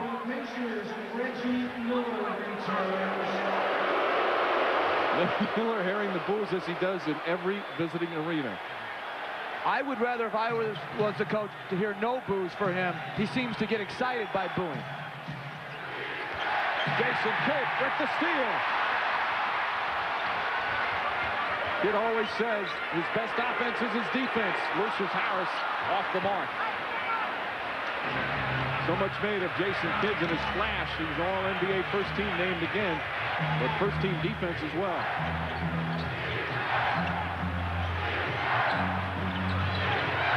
Miller throws it away. Excellent switch by the Nets defensively. They went back to the play that Jeff said that had been successful for them, the pick and roll using Reggie Miller, but they switched out, and Miller had committed in the air, really had nowhere to go with the basketball. That's why we always say take 2 dribbles off a pick and roll instead of 1. Isaiah Thomas Having the conversation with his young all-star, Jermaine O'Neal. Pacers 5 turnovers already here in the 4th. Nets by 3 in Game 5. Back to Game 5 at Continental Airlines Arena, where the New Jersey Nets are trying to become just the second team in Nets history to advance to the second round. They lead by 3. The Nets' last playoff series victory came in 1984. Coach Dan Auerbach promised the victory, and it came in the first round against the defending champions, the Philadelphia 76ers. The Nets won 3 games to 2. And as the Czar pointed out, some of the names on that team were Otis Birdsong, Michael Ray Richardson, and one Michael Corrin, who is now sitting on the bench with Byron Scott. Interesting enough, asking Jason Kidd and Kerry Kittles, could you name any of the guys on that team? And Jason Kidd said, how about Bernard King? I said, close. He never got Albert. I said, how about a guy in your own gym? They said Eddie Jordan. So not a team that was very popular or well-known. Mike? Thanks, Steve. Nets coach Byron Scott was a rookie when the Lakers were the Lakers when they won that title. Kenyon Martin was 6 years old when they won that series. Again, the only playoff series the New Jersey Nets have won in the NBA. Oh, and a shot from Kidd. And Mike Fratello was 50. 5-point lead for the Nets. This is the largest lead by either team in the second half. I think this series right here could be a turning point for Indiana. They need a basket desperately to settle this thing back down. Or you may see New Jersey go on a run here. Foster for 3. Way off the mark. Not the guy, if you're Indiana, you want shooting the 3. He did hit one earlier in the series, and that certainly is not his forte. Not 4th quarter, 6 to go. Kidd. Long rebound, Van Horn. Keith Van Horn, blocked by O'Neal for a foul. It's not against O'Neal, the foul, but it is against Indiana. I believe they call it on our test. Van Horn is elevating, ready to throw it down, and that looks like a great block right there by O'Neal. But our test, you saw him push as Van Horn went up in the air. And Keith Van Horn with a chance to add to his game-high 25.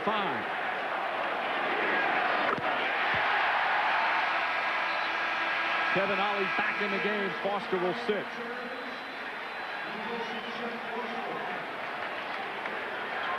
The game has gotten away from Indiana right now. Isaiah Thomas, I think, senses that. He's changed the lineup. He's gone small. Artest is now the 4-man against a very big front line for New Jersey. Keith Van Horn having the type of game that Byron Scott envisions having on a more consistent basis. 27 points for Van Horn, a 7-point lead. And Martin kicks it out. Shot clock at 14. It's interesting, that time Jason Kidd gave Reggie Miller only one way to go, and that was out that side. He wasn't going to let him change directions. He put his body up against him, played between Miller and the basket. He said, you're not going either way, you're going one way. Offensive foul. Jermaine O'Neal on the screen. That's his 3rd. And that's what happens when your best shooter is trying to get free and his teammates are trying to set better screens. Kidd makes him go one direction. As Kidd tries to slide through, you see O'Neal step up and into him, and that's the foul call on the block. And the intangibles of Jason Kidd. Nets now with the momentum, but still plenty of time remaining. Over 5.5 to play in the 4th. Kidd, tough shot. Ollie may have gotten a piece of it. Van Horn falls, and Kidd right there for the follow. Ron Mercer hit his head and was slow getting up. Isaiah Thomas said to us before the game, I think the key to this game is us being able to keep Keith Van Horn buttoned up. He said he's like a genie in a bottle. We don't want to let him out tonight. That'll be the key. Jason Kidd and the Nets now with a 9-point advantage, 5.5 to play here in Game 5. Sometimes it's the energy that a player supplies. He shoots an air ball, and you say, well, he's not really having a good game, but then who comes up with it and lays it in? But Jason Kidd. Those are the small things that he can do to help his team win games. And we said, who was going to get in the lockdown mentality first? New Jersey has 2 points in over 6 minutes for Indiana in the fourth quarter. They haven't scored a point in 4.5 minutes, and the Nets defense have forced 6 fourth-quarter turnovers by Indiana. Nets haven't turned it over in the period. Artest, hard drive to the basket. On Artest with a very big bucket. One of the few times that we've seen Indiana try to put pressure and go at Van Horn, who's had such a huge game. Maybe they should have gone at him 3 or 4 times in a row so they could put him on the bench with fouls. 14th for Artest, and finally Indiana gets on the board. Williams to Van Horn, and a foul. Ron Artest will be done. Artest, another strong game, 14 points, 5 boards, and 4 assists, but he's fouled out.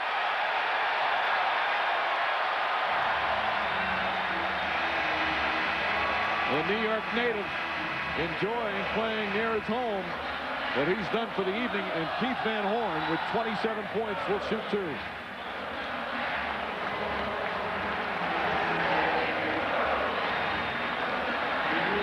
Austin Crozier will replace Artest.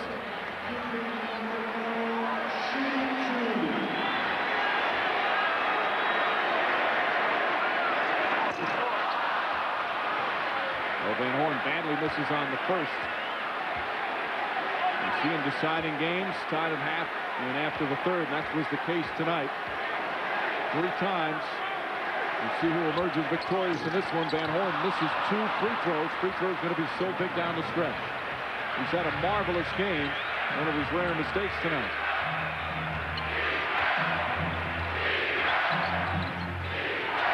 O'Neal and Martin. Kittles looking to help. Ollie gets inside and blocked by Kerry Kittles. Jermaine O'Neal, not even close, and Van Horn the rebound. There's still plenty of time. 6 seconds left when he shot that ball. Kidd didn't have the numbers, so he brings it back out. The #1 seed having to go the distance here in the first round against Indiana. Van Horn splits it up. Aaron Williams the rebound. Brad Miller couldn't get a grab on it. Martin had to put it up with the shot clock winding down. And here come the Pacers. Under 4 to play. 7-point New Jersey lead. Miller for 3, puts it in. Reggie Miller again. Again, in transition, instead of putting his head all the way under the rim to receive the pin down, he got it very high, which opened up the 3-point shot. The first points of the fourth quarter for Reggie Miller, but he still has 3:45 to try some more heroics. Here they come off the pin down. Ollie delivers it on time and on target. Miller has the airspace. 3-pointer. Hey Johnson in our NBA on TNT studio. Meantime, a live look. This game is going on TBS. As you can see, Detroit has reclaimed the lead from Toronto 34-32, thanks in large part to John Barry's accuracy from 3-point range, but Toronto has played them tough, looking for a chance to tie right there, and Alvin Williams off the mark. A live look here at TBS. You can watch this game, Game 5 of the Toronto-Detroit series, as the Pistons at home maintain their 2-point lead, 34-32. Meantime, we want to get back to what is building toward an exciting conclusion in New Jersey, 90-86. Back to Mike Green. Ernie, thank you. The #8 seed, the Pacers trying for the upset, hanging in there. A major factor right now. Indiana has already gone over the limit for fouls, so every time they foul New Jersey, they'll be shooting in a bonus situation. Jersey only with 1 personal foul here as Jason Kidd hits the jump shot. Kidd with 8 points here in this fourth quarter. He's found a perfect time to come alive offensively. Crozier steps back. Van Horn got a hand in his face, and Brad Miller with some good hustle. That was a great range rebound by Brad Miller.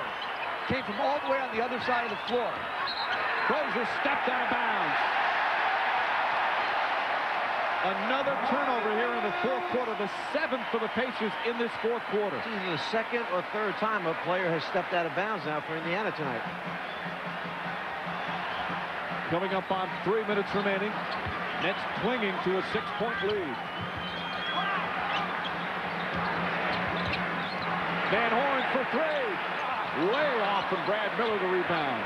Reverse some roles. They put Kittle out on the point and brought Jason Kidd off the screen down. Pacers still very much alive. Kevin Ollie, hard to the glass, blocked for the foul. Martin got a piece of it, but also a piece of Ollie, and Ollie will shoot two. Kittles gets caught anticipating that he's going to throw a pass to his right, Kittles left, and it gives the wide open lane there, coming down. You think maybe that arm went out a little bit to fend off the defensive player, but instead Ollie got the call. Ollie has now made his last 23 free throws in a row. His last 18 in the regular season, 5 for 5 in this series. Knocks down another. He played briefly with the Nets last season, split it between New Jersey and Philly, and now back as an opponent, hitting 2 clutch free throws. 4-point game, 2.5 to play.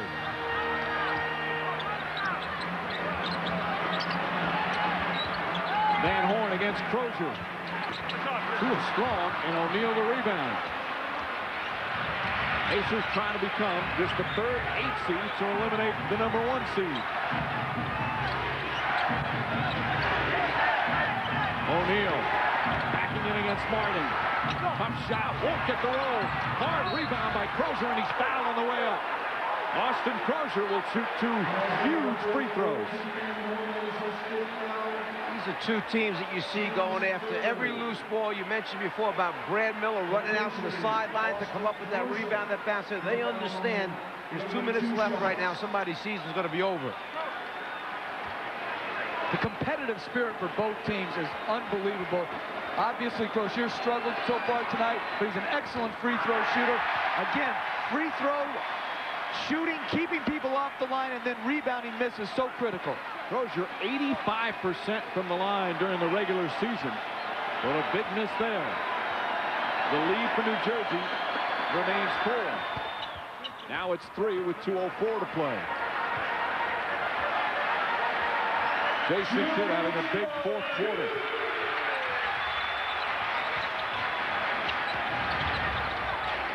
Ollie in pursuit. Martin makes his move, bumped by O'Neal, feed to Kittles. Aaron Williams wide open. And Brad Miller falls in the rebound, his 13th rebound of the game. Pacers down 3 with 1.5 minutes to play. Miller. There was a collective sigh right there. And O'Neal fouled, trying to back in. Jason Kidd was guarding him on a switch. And Jermaine O'Neal draws the foul. And for the New Jersey Nets, just their 14th foul. This is because Martin switched out on Reggie Miller. You got Kidd playing behind O'Neal. O'Neal was going straight to the basket that time. So instead, the reach-around foul by Kidd. Isaiah Thomas calls timeout. Pacers will inbound when we return. 1:29 to play, game 5. Pacers with the ball, but down by 3 here in Jersey.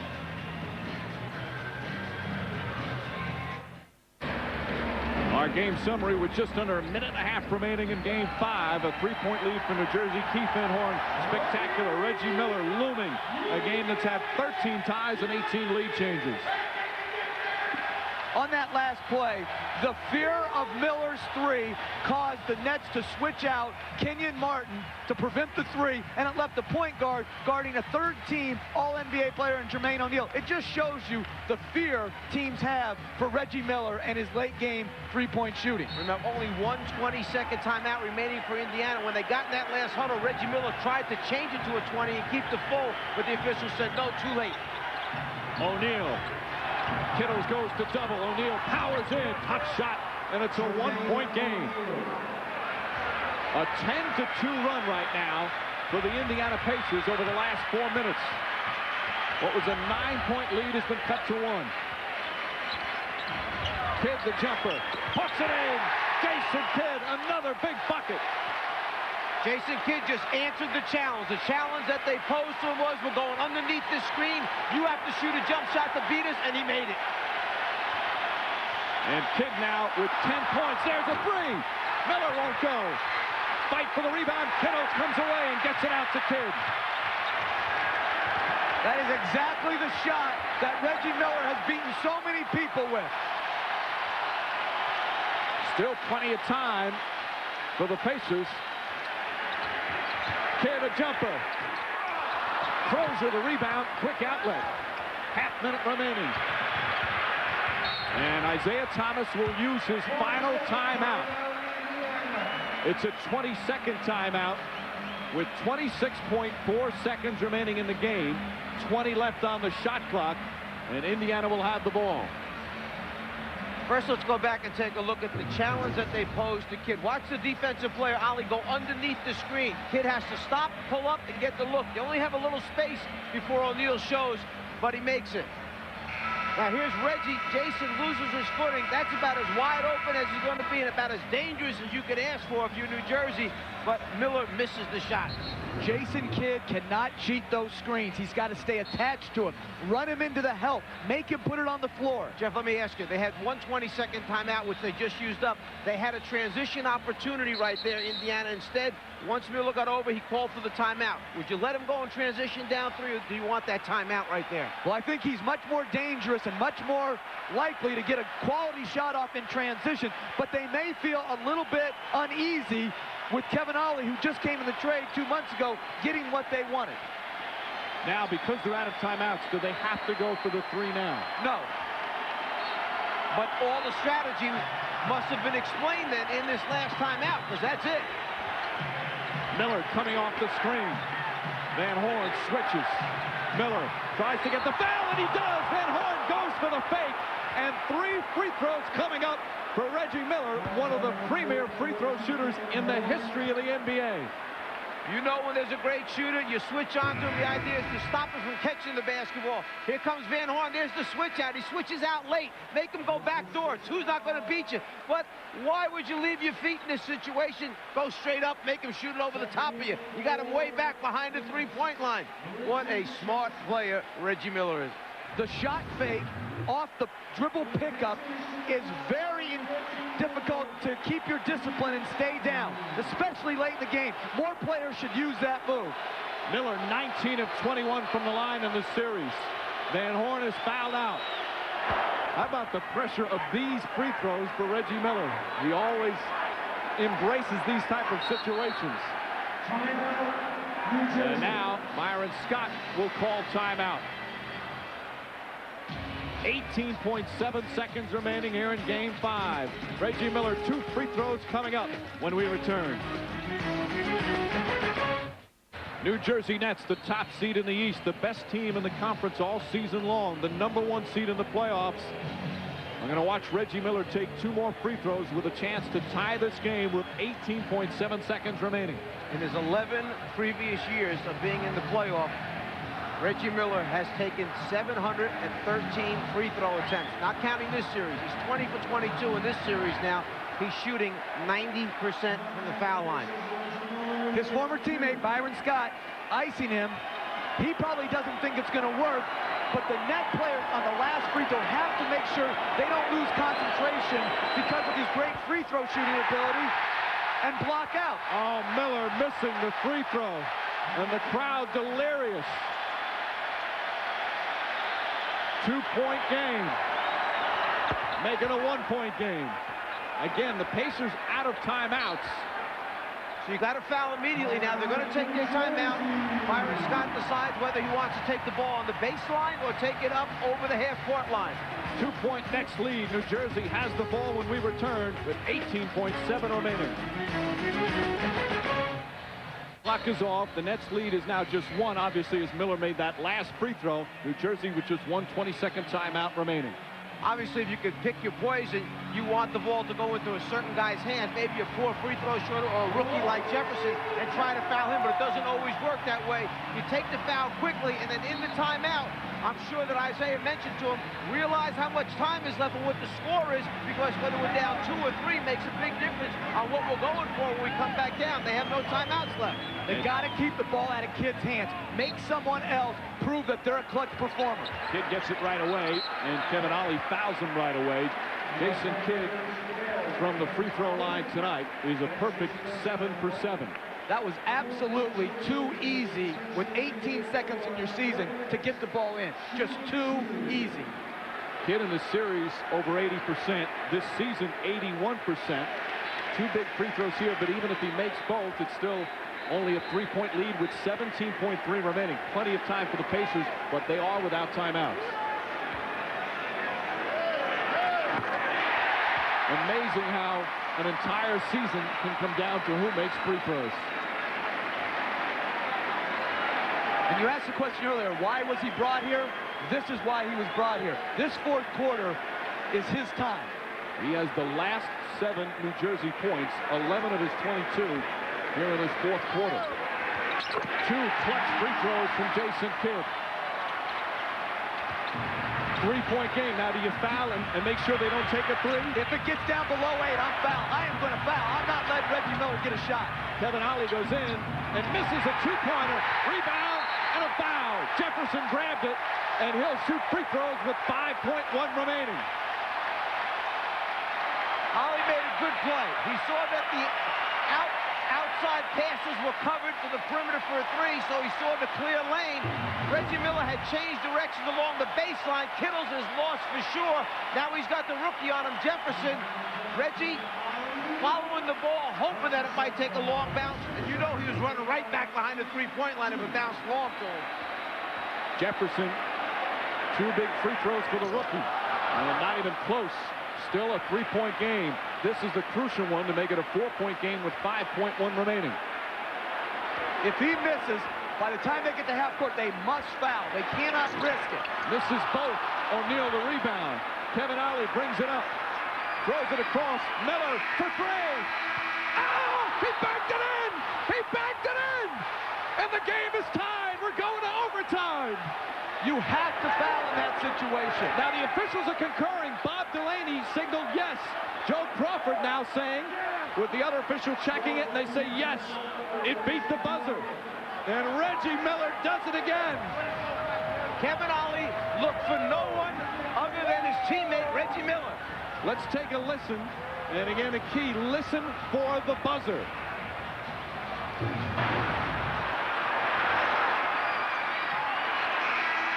Oh, that's very, very close. It's such a tough call when it's that close. Again, instant replay. Bring it back. I agree, but the loudness of the crowd makes it almost impossible. Right. The place was just in an uproar. The ball is in his hand. The red light, to me, the red light is on behind the backboard, which means right there, the game should be over. If you're taking a look, this is what they follow. That red light, there's the zeros up on top. It's already over. The ball's in Miller's hands. When the official makes a call in this instance, they try and get in the right position where they can see the release of the ball and that red light. It's very hard. You almost have to be in a perfect spot. So very often the official listens to the buzzer. That's the best way where you can watch the release of the ball and hear it. You're not watching 2 things simultaneously. And listening on the buzzer in that one, it appeared that the ball may have still been in his hand. If you rely on the buzzer, that is so hard to do. The crowd is, they're so loud. How can you possibly do it? And then the official is not in the perfect spot to look at the red light going off. We just saw Commissioner Stern. He has mentioned that they are going to look at instant replay and if it has a place in our game. And I think it certainly has a place in our game in last shot situations. I don't like it that a team can work so hard like New Jersey, officials working hard, and then not have the tool of modern technology. This is no statement against the quality of officials. These are the best officials we have here. But as Miller turns and banks this thing off the glass, there is a split-second difference between when it was out of his hands versus when the red light came on and the clock was at 00. Bob Delaney's in his 15th year in the league. He's worked a lot of big games. He's one of the better officials. It's a tough call. It appeared that the ball may have still been in his hands. It's an impossible call when it's that close. They can't be sure if they were right or wrong. Derek Stafford, the third official, he was also one of the officials in that Baron Davis game that just happened last week when Charlotte and Orlando played. You must be saying, what am I getting involved in? But Jersey's got to gather themselves here. It's over. They've got to move on. They've got to regain the momentum. O'Neal misses, and here comes Kidd. 5-minute overtime. The game 5 coming to an extra period. Jason Kidd had a sensational fourth quarter. But again, the Nets decided not to foul in those final seconds. Instead, gave Miller the chance for that 3. That's a 2 from Kidd. And Brad Miller the rebound. Artest out was fouled out. Van Horn fouled out. there's role players on the floor that are not used to these situations, like Richard Jefferson, who missed the 2 free throws. Miller, the floater. Reggie Miller puts it in. And the Pacers get the first points of the overtime. Ron Artest is fouled out, but cheering on his teammates. Do you see a lessening of energy by New Jersey coming out? Suddenly there's a drop-off, a little disappointment because they can't believe anybody's going to make that kind of shot. But it's important right now they regain their focus, just like Charlotte did to win their game as Williams jumps in with that jump hook. Baron Davis got that team together after the shot was taken away from him that would have won that game. Instead, they regrouped in overtime, went on to win the game big. And Aaron Williams, a journeyman, a role player, but a big role player for the Nets, ties it up. Miller trying to draw another foul, flips it up, does not get the roll. Martin battles a rebound and a reaching foul called on Jermaine O'Neal. In the overtime, it's the 4th team foul, sends you to the free throw line and the penalty. I think a great substitution by Byron Scott to get Lucius Harris in the game. More experience, better perimeter shooter. The New Jersey Nets had a 9-point lead with 5.5 to go in regulation, and now we're in the extra period.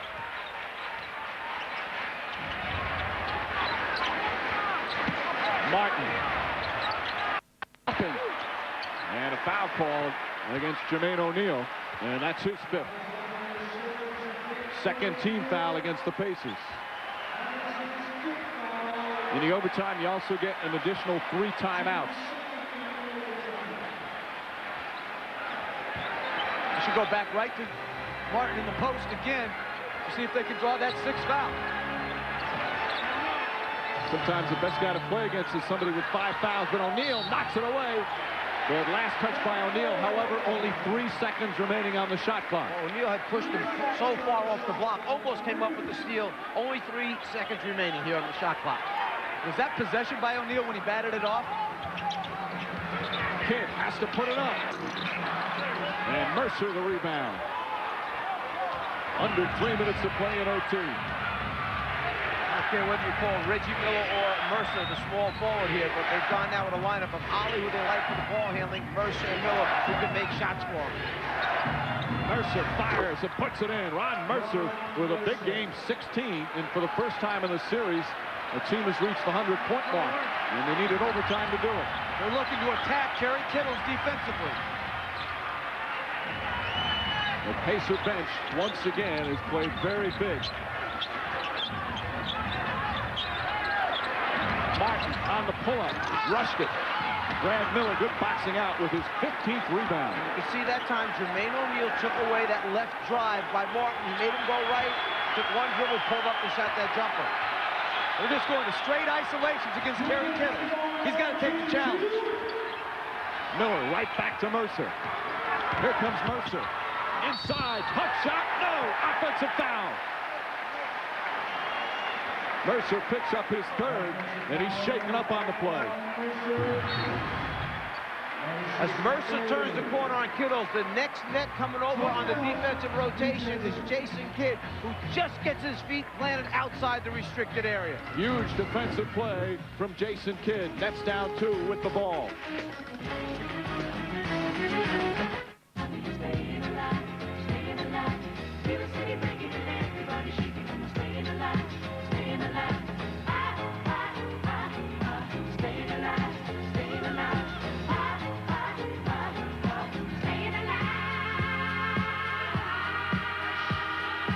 The Nets and the Pacers trying to stay alive and advance to the 2nd round to meet the Charlotte Hornets. They've gone to overtime in the deciding 5th game. Reggie Miller, the huge 3 to tie it at the end of regulation. Can the Pacers become just the 3rd, 8th seed to knock off a #1 seed? All those intangible things you talk about, character of people, the will to survive, understanding that this is it. You're going home or you're going to go on to the next round. All those small things show up in these kinds of situations. Martin again with that quick shot, and he gets the roll. We're tied again. 24 for Kenyon Martin. The crowd's been on its feet most of the overtime. Miller for 3. Bang! Reggie Miller again. And the Pacers up by 3 with 1.5 minutes remaining. He wants the ball right now. You can see it. He's clapping for the ball. 29 for Reggie Miller. More playoff heroics. Kidd answers right back. And Jermaine O'Neal just missed that one. He came out from behind the screen to try and help Ollie, just short of getting a piece of that shot. A 1-point Indiana lead. Here's the switch out to prevent Miller's catch and shoot. Williams knocks it away. Harris double teams. Ron Mercer hits some big shots and hits another. What a performance from Mercer off the bench with 18. It was a nice pass out of the double team that time by Jermaine O'Neal. He wanted to hit Miller. Miller was cut off. He looked diagonally across and got Mercer. Kidd with the left hand. Oh, what a play from Jason Kidd.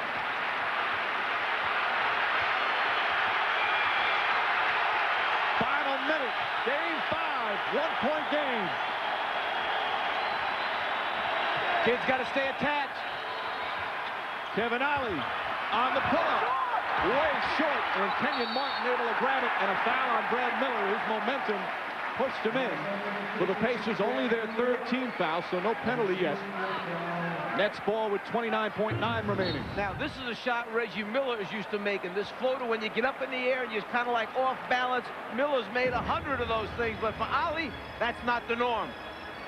Timeout. Nets will have the ball, trailing by 1, half minute to go in OT. Jersey Nets in this 5th and deciding game, trailing by 1, 29.9 remaining. Nets have the ball.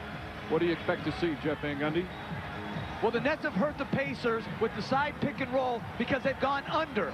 Do you change your pick and roll defense to get the ball out of Kidd's hands? I say yes. I say you trap him and make the ball go to somebody else down the stretch to win the game. Right now, if you're Byron Scott, you understand the guy that's made the last couple of big shots for you is Jason Kidd. You've got to get the ball in his hands, and he will make something happen. He may create a shot for himself. He just might create a shot for a teammate that winds up putting him ahead. And they changed the matchup. They put Mercer in. Martin with the slam on the Kidd penetration. Nets back by 1 with 26.2 remaining. Notice how quick he went. That was in case they did not score that time to get a good shot. They had plenty of time left. We said, get the ball in his hands. He'll create a shot for himself or create a shot for a teammate. He goes quickly, gets in the seam, drops it off, and Martin finishes.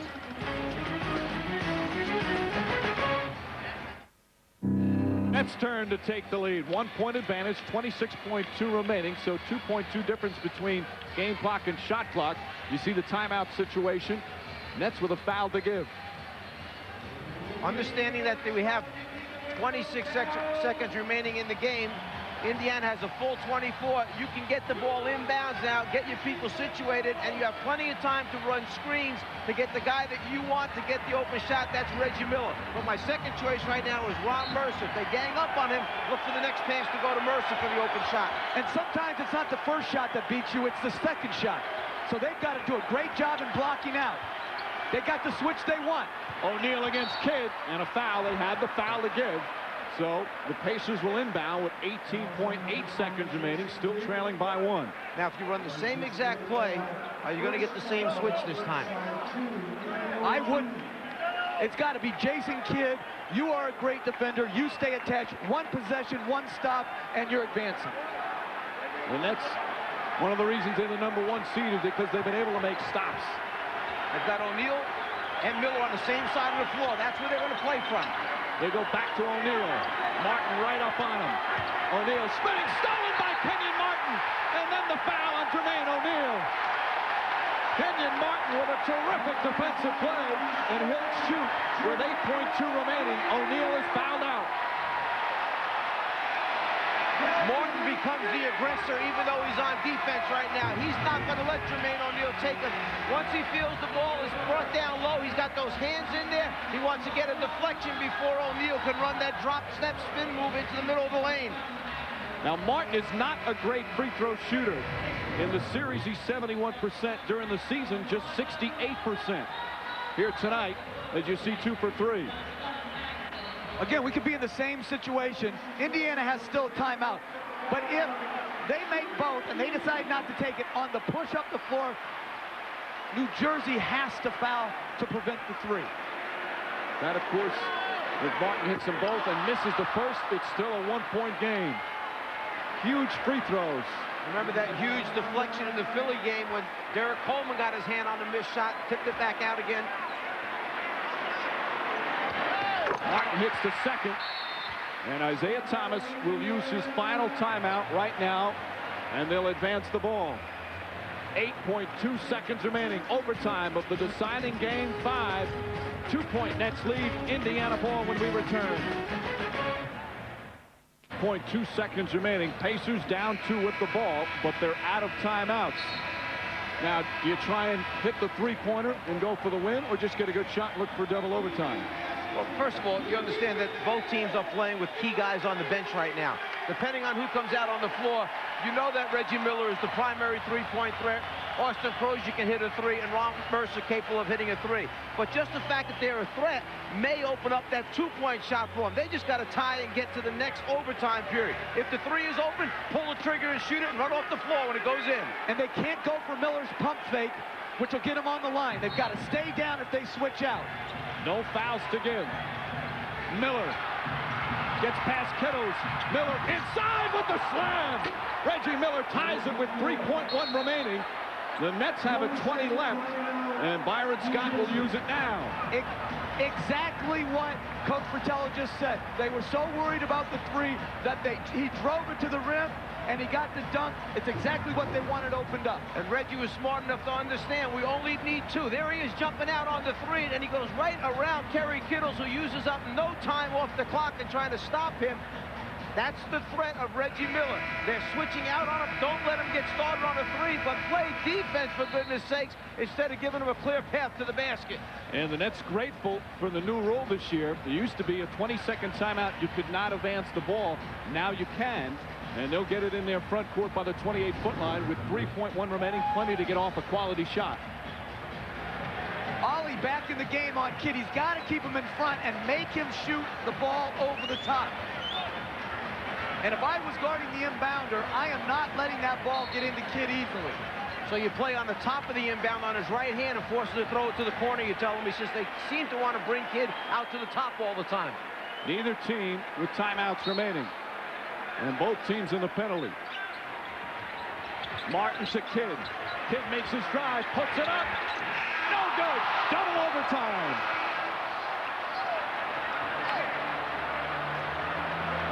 The wild Eastern Conference continues from the regular season to the playoffs. Jason Kidd had a good look, but we'll go to the second overtime to see if the #1 seed can advance. In NBA history, it's happened twice. The 8th seed knocking off the top seed in the first round. 94, George Karl and his Seattle Sonics. But Dikembe Mutombo and the Denver Nuggets. And Mutombo with that now famous pose. And then, of course, the New York Knicks down in Miami. Allen Houston's runner wins game 5. And another 8 seed defeats a 1 seed. Knicks went on to the finals where they lost to the Spurs. Isaiah Thomas, who said pressure is a good thing, said it the other day. Well, his team responding to pressure as they head for the second overtime. But some key players are out. Pacers without Ron Artest and Jermaine O'Neal. Both have fouled out. Keith Van Horn has fouled out. No one else with 5 as they put 5 more minutes up on the clock. With O'Neal fouling out, it takes away your #1 low post option. But also Crozier now coming in the game has to guard Martin and/or Williams. Kidd has been just superb from the 4th quarter on. He struggled a good part of the game, but has made all the big plays. Kenyon Martin. Martin on the pull-up. Harris keeps it alive. Fight for the rebound. Still lost.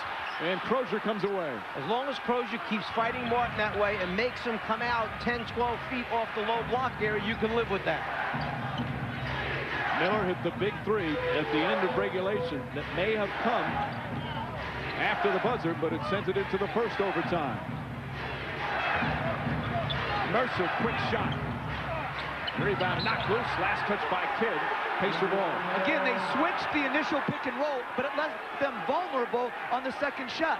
Brad Miller, size advantage over Kittles. Kidd comes over the top. It deflects off his hand, out of bounds. Same scenario in the overtime on the 4th team foul. Plus you get 3 more timeouts.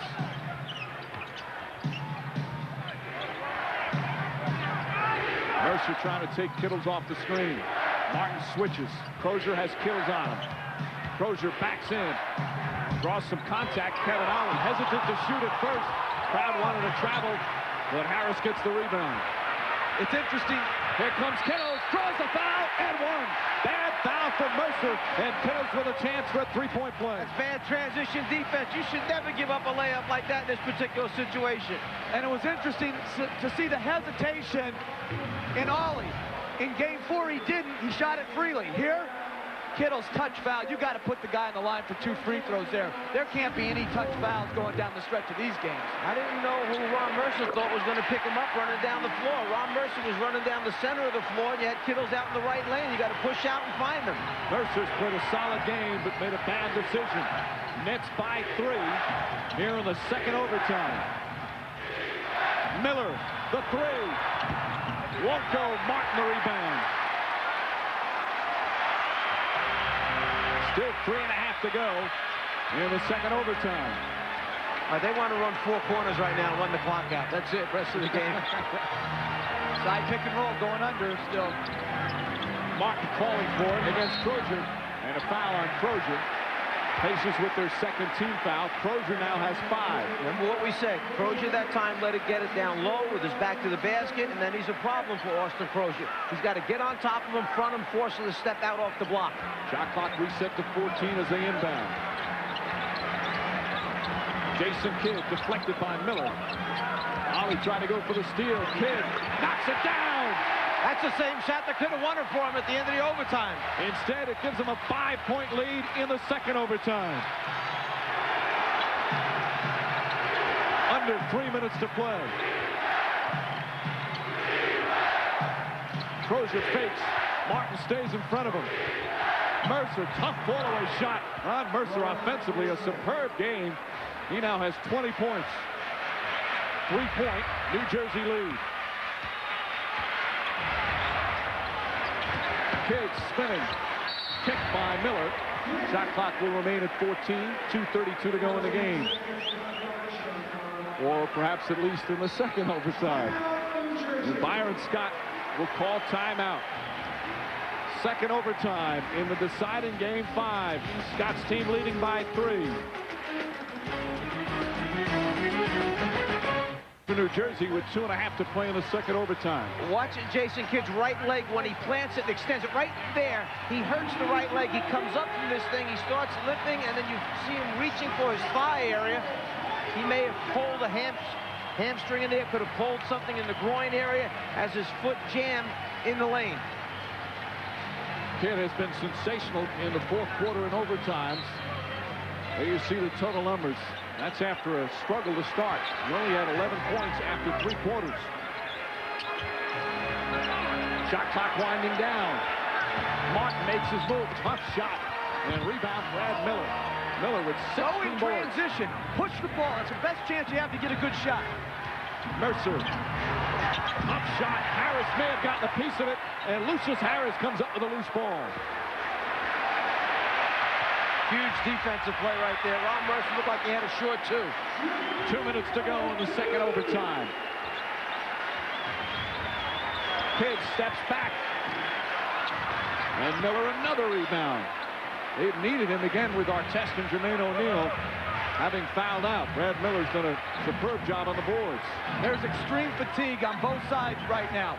They've got to find ways to make shots. You're talking about 54 minutes for Martin and 50 minutes for Kidd. Kidd knocks it away, and a foul on Austin Crozier. And Crozier is fouled out. Kidd has played the entire second half in overtimes. And it's the 14th foul. Jason Kidd is not going to just stand behind him. He peeks to the outside and then runs around to the inside to get a piece of that ball. He knows he's giving up a lot of size, and then he goes down on the floor. And like I said, he's only in his 51st minute of this game. The will to win. How far are you willing to go to win? Jason Kidd, the entire second half of the overtime, playing a 6'10" guy in the post, deflects it, and then hits the floor. He wants to win this game to advance to that second round. Courage and will. That was only the third team foul, so they inbound with a minute and a half remaining. Nets leading by 3. The #1 seed. Mercer got a piece of it. Brad Miller touched it last as he goes crashing into some cameramen along the baseline. We've seen how important an entry pass can be. Sometimes with the fatigue setting in all these minutes, we saw Reggie Miller throw a bad entry pass at the one end that Kidd stole, and that one right there, almost a bad entry pass by Harris. Shot clock at 10. Kidd looking to make his move. Shot clock winding down. Kidd has to put it up. Oh, he puts it in. Ollie right in his face. And the Nets back up by 5. 31 for Jason Kidd. You look at his face, he looks exhausted. He is. A minute remaining in the second OT. Offensive foul. Another illegal screen. This one, Jeff Foster. The problem that's happening is Kevin Ollie is not going from side to side so that he has a good look at the passing angle to Miller. Jason Kidd is going over the top of all these screens. That's why he's called right here. As he goes over, there's the left hip into him, and he goes down on the ground. You've got to get in a slot to be able to make that pass if your offensive guy is going to fade to the baseline. A timeout called with 56.5 seconds remaining in the second overtime. Jason Kidd and the Nets a 5-point lead as they look to advance to the second round. In the second overtime, still timeouts remaining for both teams. Nets have a foul to give. They'll have the ball. A 5-point lead. They were chanting MVP for Jason Kidd during that timeout. He certainly has played like one here in the overtime and fourth quarter. He's cramping up, according to D. Lynham, and Timmy Walsh, the trainer, trying to help him out.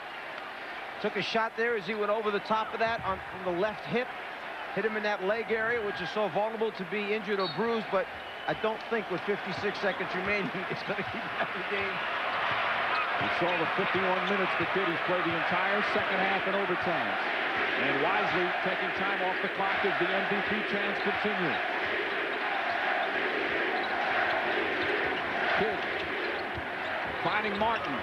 Martin, tough shot. No, offensive foul. He lowered the right shoulder. And Martin called for the foul. That's the first Nets turnover in 26 minutes. They've really taken care of the basketball. You can see Martin as he gets the one-step advantage now, takes the right shoulder and moves in to the defensive player. Offensive foul. Kevin Ollie with 35 seconds remaining. Pacers down by 5. Miller fighting over screens. Harris bumped him. Brad Miller. Reggie for 3.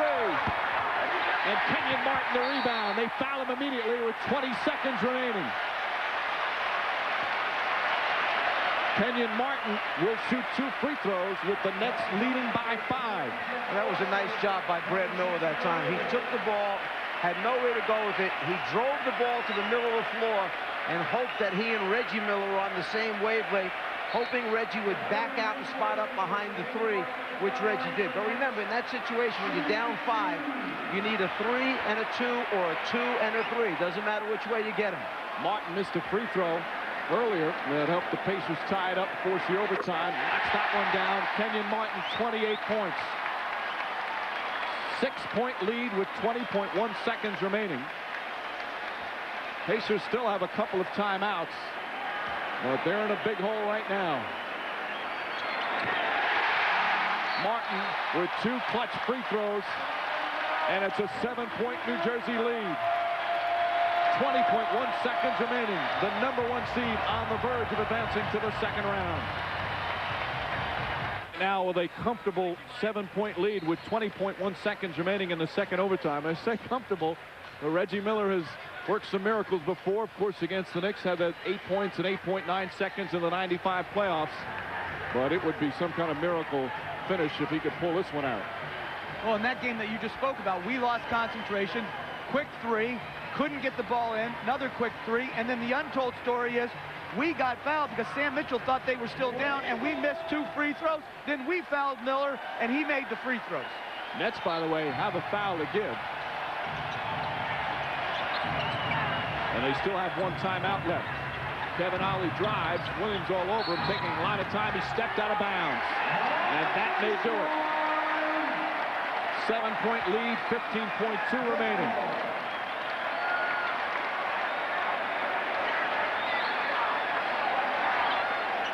And the Indiana Pacers attempt at the huge upset as Mercer fouls. They come to an end. Lucius Harris will shoot 2, although I don't know if you can say huge upset in any Eastern Conference playoff series this year. Mercer his 5th foul. 14.1 remaining. And Kidd's still bothered by the cramp. What a performance he's put on in the 4th quarter and overtimes. The Nets hold on. They'll face the Charlotte Hornets starting game 1 here Sunday.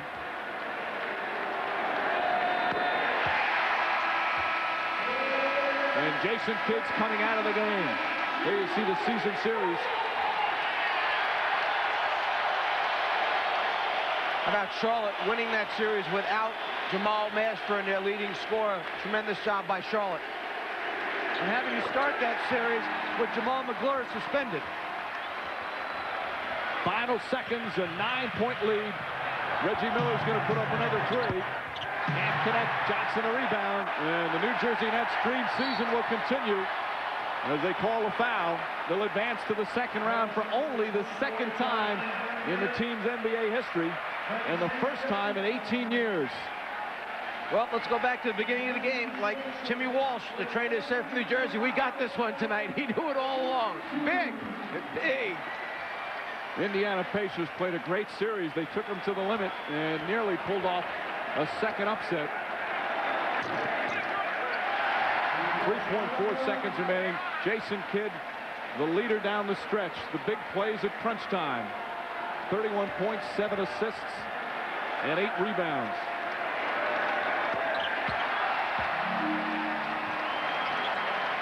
They needed double overtime to do it, but the #1 seed advances to the 2nd round.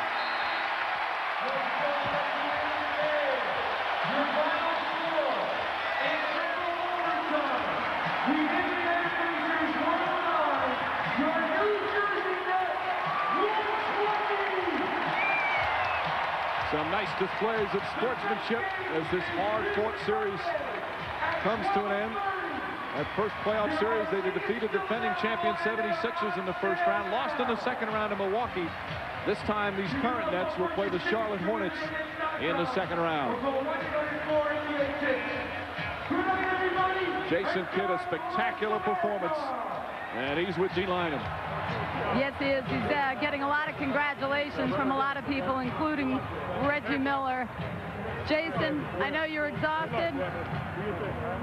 The hopes of an entire franchise rested on your shoulders in a double overtime elimination game. I don't know, just what went through your mind time and again as this one seemed like it might slip away? Well, Reggie's, you know, anytime Reggie is involved, he's always going to make the big shot. And I was like, man, I hope we're not like the Knicks, because he always comes back to bite them. But, you know, it was a great game on both teams. Nobody gave up. We just fought, and we got lucky and won tonight. I know yesterday that you had talked to your teammates and challenged yourself as well to come out with a different kind of intensity than Game 4. How proud to see the Keith Van Horns, the Kenyons, and all of them rise to that occasion. They were the ones who carried us today. Kenyon and Keith came out huge tonight and showed the world that he can play at a high level, and we're going to need him throughout the series to help us advance. And you know, we got a tough opponent coming in Charlotte. They're playing extremely well, so we got to get ready for them. I once asked you where the will to win comes from. You look like you were struggling physically. Are you all right, or is it just you were leaving it all out on the court? Well, chasing Reggie is no fun, and I can see why Kerry gets tired. But you know, my body started to cramp up at the end. But it was do or die. I can rest, you know, rest of the summer. But I just didn't want my teammates and us to give up. You know, this was a great opportunity, and we got lucky, and we move on now. Last thing, and we talked about this morning, that the reason you were brought here was to elevate this franchise to places they haven't been in a long time. Satisfying for yourself at this moment? Well, it is, because, you know, a lot of critics talked about, you know, this team has had question marks from day one, and, you know, everybody talks about that. You know, Jason's not going to get them past the first round. He takes early exit. So we've always had something to prove, and this is just another stepping stone for us to grow as a team and get better. Jason, it was a great game to watch. particularly to watch you. DJ, take care of your dad for us. He has to get in bed. It's past his bedtime. Thanks, Jason. Mike? All right, Dee, the #1 seed survives. They hold off the Pacers 3-2, needing a double overtime victory in the deciding Game 5. So for Mike Fratello, Jeff Van Gundy, Dee Lineman, this is Mike Breen saying so long from Jersey. Let's go to Atlanta now and join Ernie Johnson.